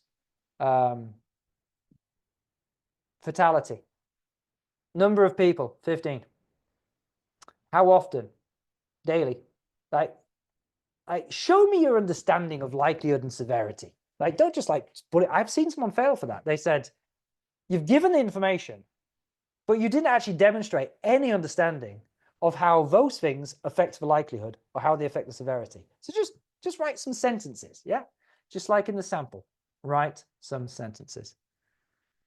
Let's have a look at the questions. Does wrong, great question this, does one wrong answer or mistake result in the failure of the whole paper? Yes. Yes. One failure on part 3. So one, now it's not one mistake, to be clear. You can make lots of mistakes. But if any of the marking criteria in part 3 are not met, the whole thing fails. And it's very small mistakes. So if you forget to say the number of workers on one action, fail. If you forget to say the how often on one of your sheets, fail. If you forget to say the employer has general duties under HASAWA in your general legal arguments, that one little sentence, fail. Whole thing fails. And then when you resubmit, you'll have a tiny little change to make. Tiny, tiny little change. And you'll be very angry. And well, I'll be angry too, but I won't be angry at NEBOSH. I'll be angry at you because I told you what to do and you didn't do it. This is why I recommend the study, write, check methodology. So before writing this section, get that in front of your eyes and write all this information in sheet 1. Then go to sheet 2 and write all of this information in sheet 2. And then go to sheet 3 and write it all in sheet 3. And then go back over them and just say, did I get the severity? Did I get that? Did I get that? Did I get that? Did I get that? Did I get that? Yes, I did. Brilliant. Thank you so much. I'll move on. Check all of them. Okay? Study, write, check. It works super well, but you have to follow it. The very last box on these action sheets is this one here. And again, we have bullet points to help you because NEBOSH wants you to pass. So we just have to do what the bullet points say. How effective is the action? So what is the action? What is the intended impact? So what is it going to do? Can you give us the time scale? Can you justify the time scale? And will it fully control the risk? So critical errors to avoid here. You might miss out the intended action. Sorry, the intended impact of the action. So let's say you've got a slip action. You need to be saying something like this action of, say, degreasing the floor on a weekly basis is going to reduce the risk of slips by making the floor less slippery. If you are going to introduce a guardrail around the edge of a roof, you're going to say the guardrail is going to stop people from falling. So that's the intended impact of the action. What will it achieve? Then you must put the time scale, and the time scale has to match the risk assessment. So if we go to an example here, I've given a time scale of 2 months. For this action of the mobile bridge, if I just type in mobile bridge, 2 months, can you see it? It matches. Oops. Mobile bridge, 2 months. Can you fail and by making a mistake? You put 1 month in the risk assessment, you put 1 week in the sheet. Yes, yes, that automatic fail, my friends. Automatic fail. I've seen it happen before. Someone decided to change the timescale on the risk assessment and then forgot to change it on the sheet. Fail. What did they do? They literally just took the word week and they turned it to month. Resubmitted, passed. It is that ruthless. Pay attention to this detail.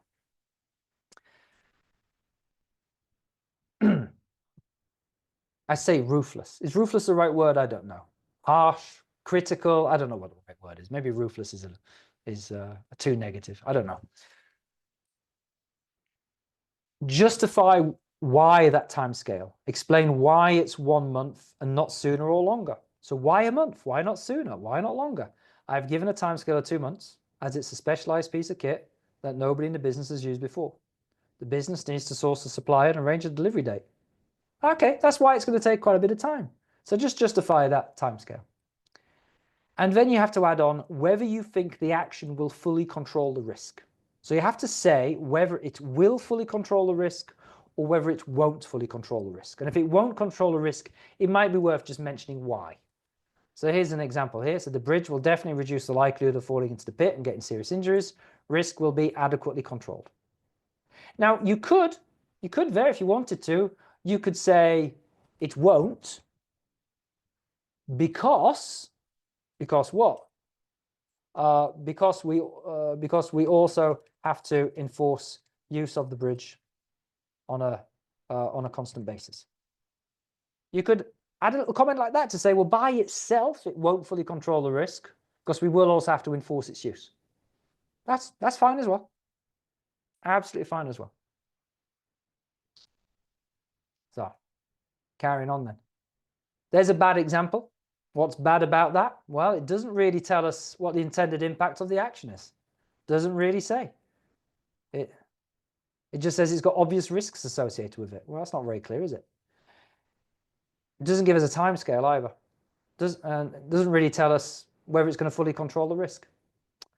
So there we are. And I think we've just about finished part 3. Whew, there we are.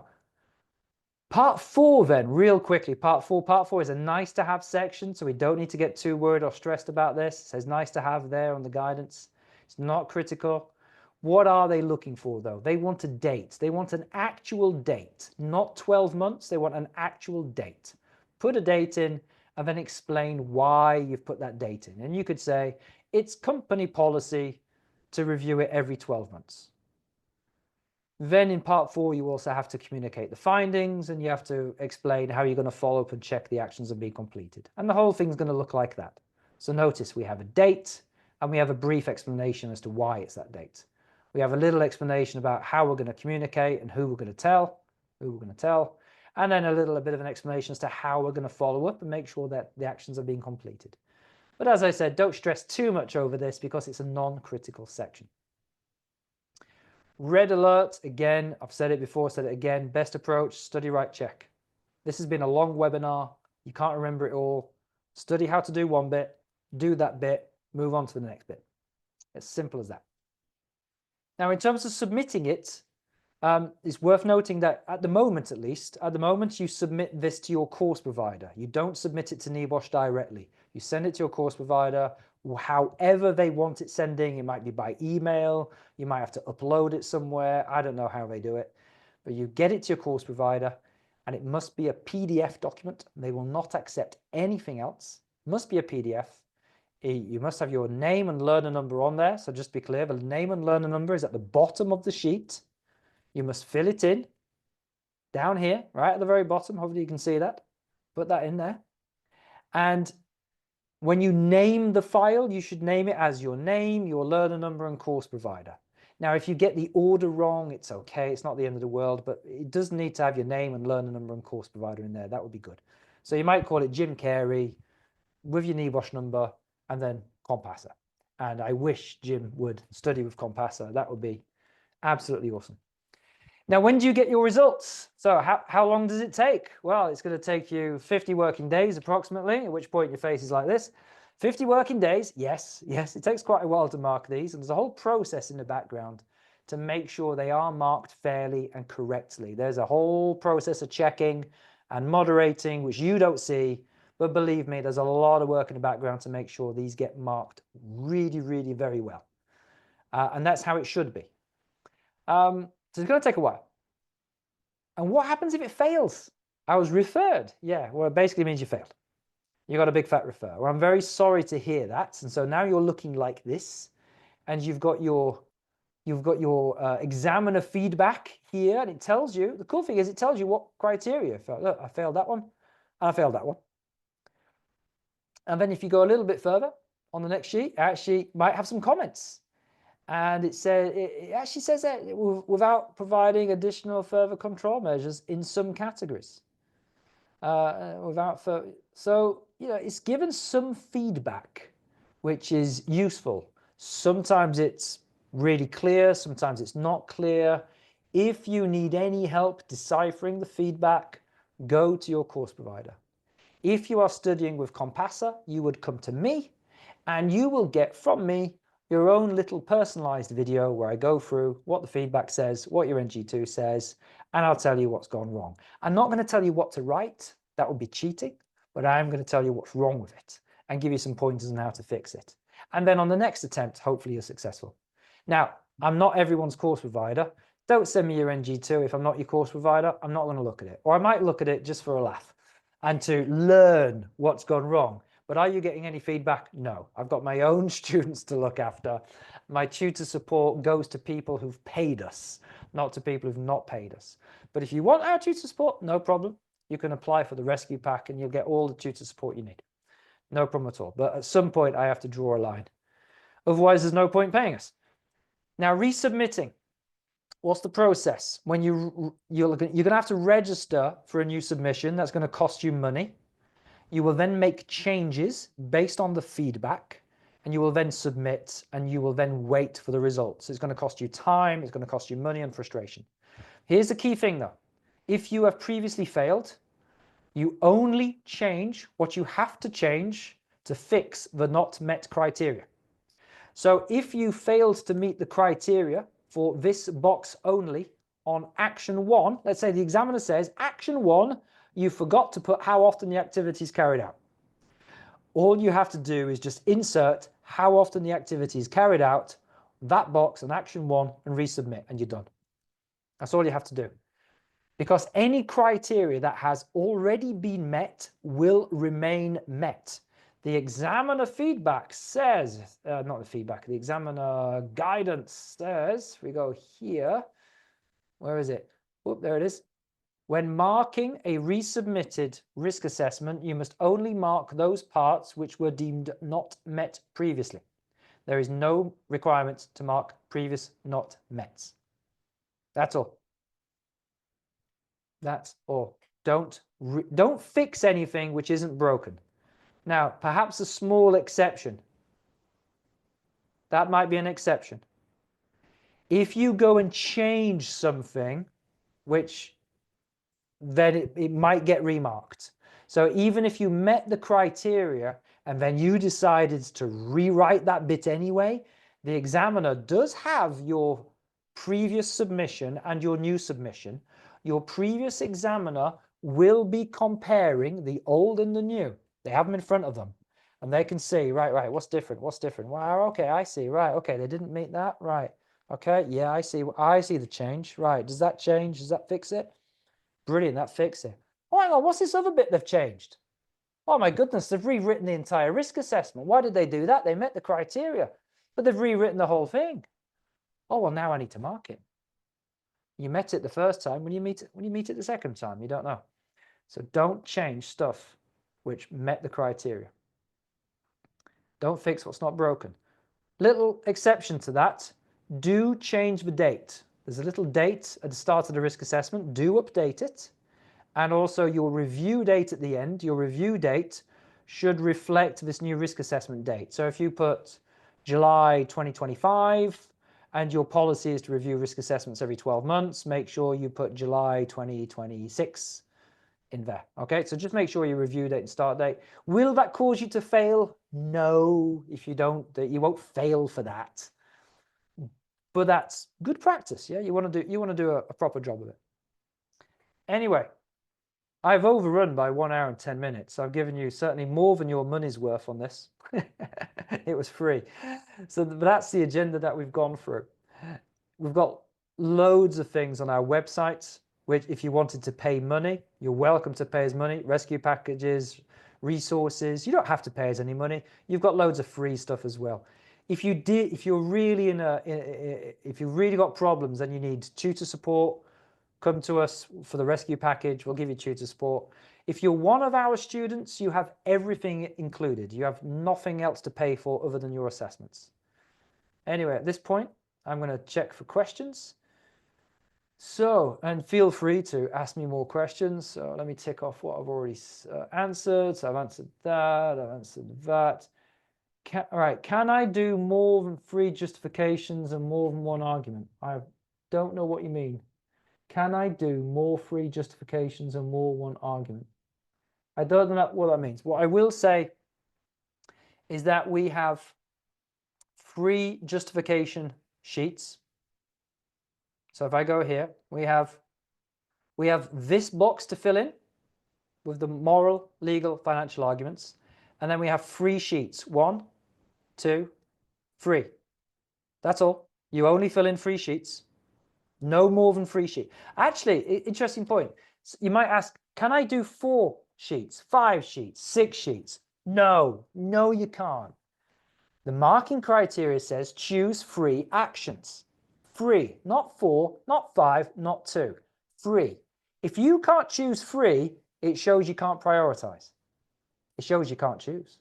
If you choose 4, the examiner will say, clearly, you don't know which one's most urgent because you can't choose, can you? You can't choose.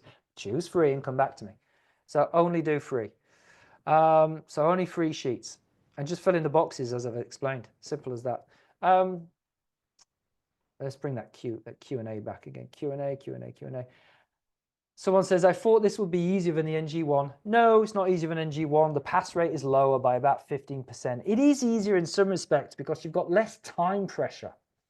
And the marking criteria are clear, to be fair. It's like, so there are, in some ways it is easier because when you do an exam, you don't know what the marking scheme is. You've got a question, you have to guess what's mark worthy. Here, we've got marking criteria. So we know what to do to get the marks. There are no marks, but you know what you have to do. It's easier in the sense that you don't have 24 hours to do it. You have as long as you like to do it. It's easier in the sense that you are allowed to speak to your tutor when you're doing it. You can ask them questions. Can't do that on the exam. Tutor's not going to answer any exam questions. But you can ask questions about your workplace, about risk assessment stuff. Your tutor's not going to tell you what to write, but it's helpful. If you fail, you get feedback. Whereas on an exam, you get 0 feedback. You get a mark. That's it. Oh, you got 42. And why did I get 42? I don't know. So when you resubmit, it is a lot easier because you know why you failed. So in that sense, it is easier. But the reason why it's harder is because, and maybe I shouldn't use the word ruthless. Maybe NEBOSH would take issue with me using the word ruthless. I might get told off for saying the word ruthless. I don't know. But it's like the marking criteria is strict. And on some of them, there's very little room for error. And tiny errors on some criteria will cause the whole project to fail. Not all criteria. Some things, there is a bit of room for error. But some things there isn't. And so that's why it's harder. Last question, I think. If you say in section 3, it fully controls the risk, but have also listed other actions above in section 2, is that a fail? Great question. Now this, oh my goodness. This is one of my bugbears with the whole thing. No, I don't think that is a fail. So what you're saying is, if I've got lots of actions on my risk assessment, so let's go for the bridge one, okay? The bridge one here. Let's find the bridge. Where's the bridge? There's the bridge, right? Action 1, action 2, action 3, and that's it. I've got 3 actions. Now, so obviously I need all 3 actions to fully control the risk, don't I? But here I've got 1 action only, which is to build the bridge, purchase the bridge. And it says here, the risk will be adequately controlled. Now, I don't agree with that. I'll be honest, just my honest opinion as a safety professional. I think if that 1 action alone fully controls the risk, why bother having the other 2 actions. So serious question. I have put this to NEBOSH. I'm sure they will adjust things in time. It's very difficult. It has to go through a process for this to be rewritten and so on. So I get why it is the way it is. But me personally, I would have written, no, that does not fully control the risk because we also need these other 2 actions. But is it a fail? No. And I think the reason why we can say, no, it's not a fail is because we can say, come on, NEBOSH, your own sample here does exactly this. Now, nothing's impossible. Having said that, nothing's impossible. So I would just say, if there are other actions, I would just say something like, there are other actions and all of those are needed to fully control the risk. But this will this will make a big difference. And in combination with all the other stuff. Now, don't detail the other actions. Don't go writing down all the other actions because that might be a problem. But just say, in combination with all of the other actions on the risk assessment for this hazard, yes, it'll fully control the risk. Something like that. Anyway, someone's thanking me for giving my time. You're absolutely super welcome. I am very, very happy. All I ask in return, I only ask for one thing in return. And that is, if you're not a Compassa student, or even if you are a Compassa student, the only thing I ask in return is send me your friends, family, and colleagues. That's all. Just tell them to come study with Compassa. That's my selfish reason for doing this is I would like you to refer people to us. And I'm sure you will. I'm sure you will because you're grateful for the time. And I'm happy to give my time for free as well. Have I got any more questions in the chat? I got one question here. I'm a Compassa student, not got my student number yet. Yes, that's normal. You will get your student number when you register for an assessment. And so at the start of your course, you'll get no student number. But when you register for your exam, we will register with NEBOSH. That will create a student number, and then you'll get your student number. So no panic, no panic. There we are. I think we're all good. Anyway, who survived? We've got 17 participants made it to the end. Well done. And I've got people. Oh, I've got someone calling me Willie. I love to be called Willie. Willie, William. I've been called worse, believe me, especially by our competitors. Great webinar. Listen, you'll get the recording tomorrow in your emails. Look out for a Zoom email. You'll get a free PDF document as well with all this stuff. Use the PDF document to do that study, write, check. Use the YouTube page as well. And yeah, just best of luck with it. And if you want to drop me an email when you get your results, let me know how you've done. Drop me an email. But if you're my student, I will know if you've passed or failed. All right, take care, everyone. I'm going to go get some dinner and go see my family. Hasta la vista. Yeah, get a beer. Yeah, damn right, let's get a beer.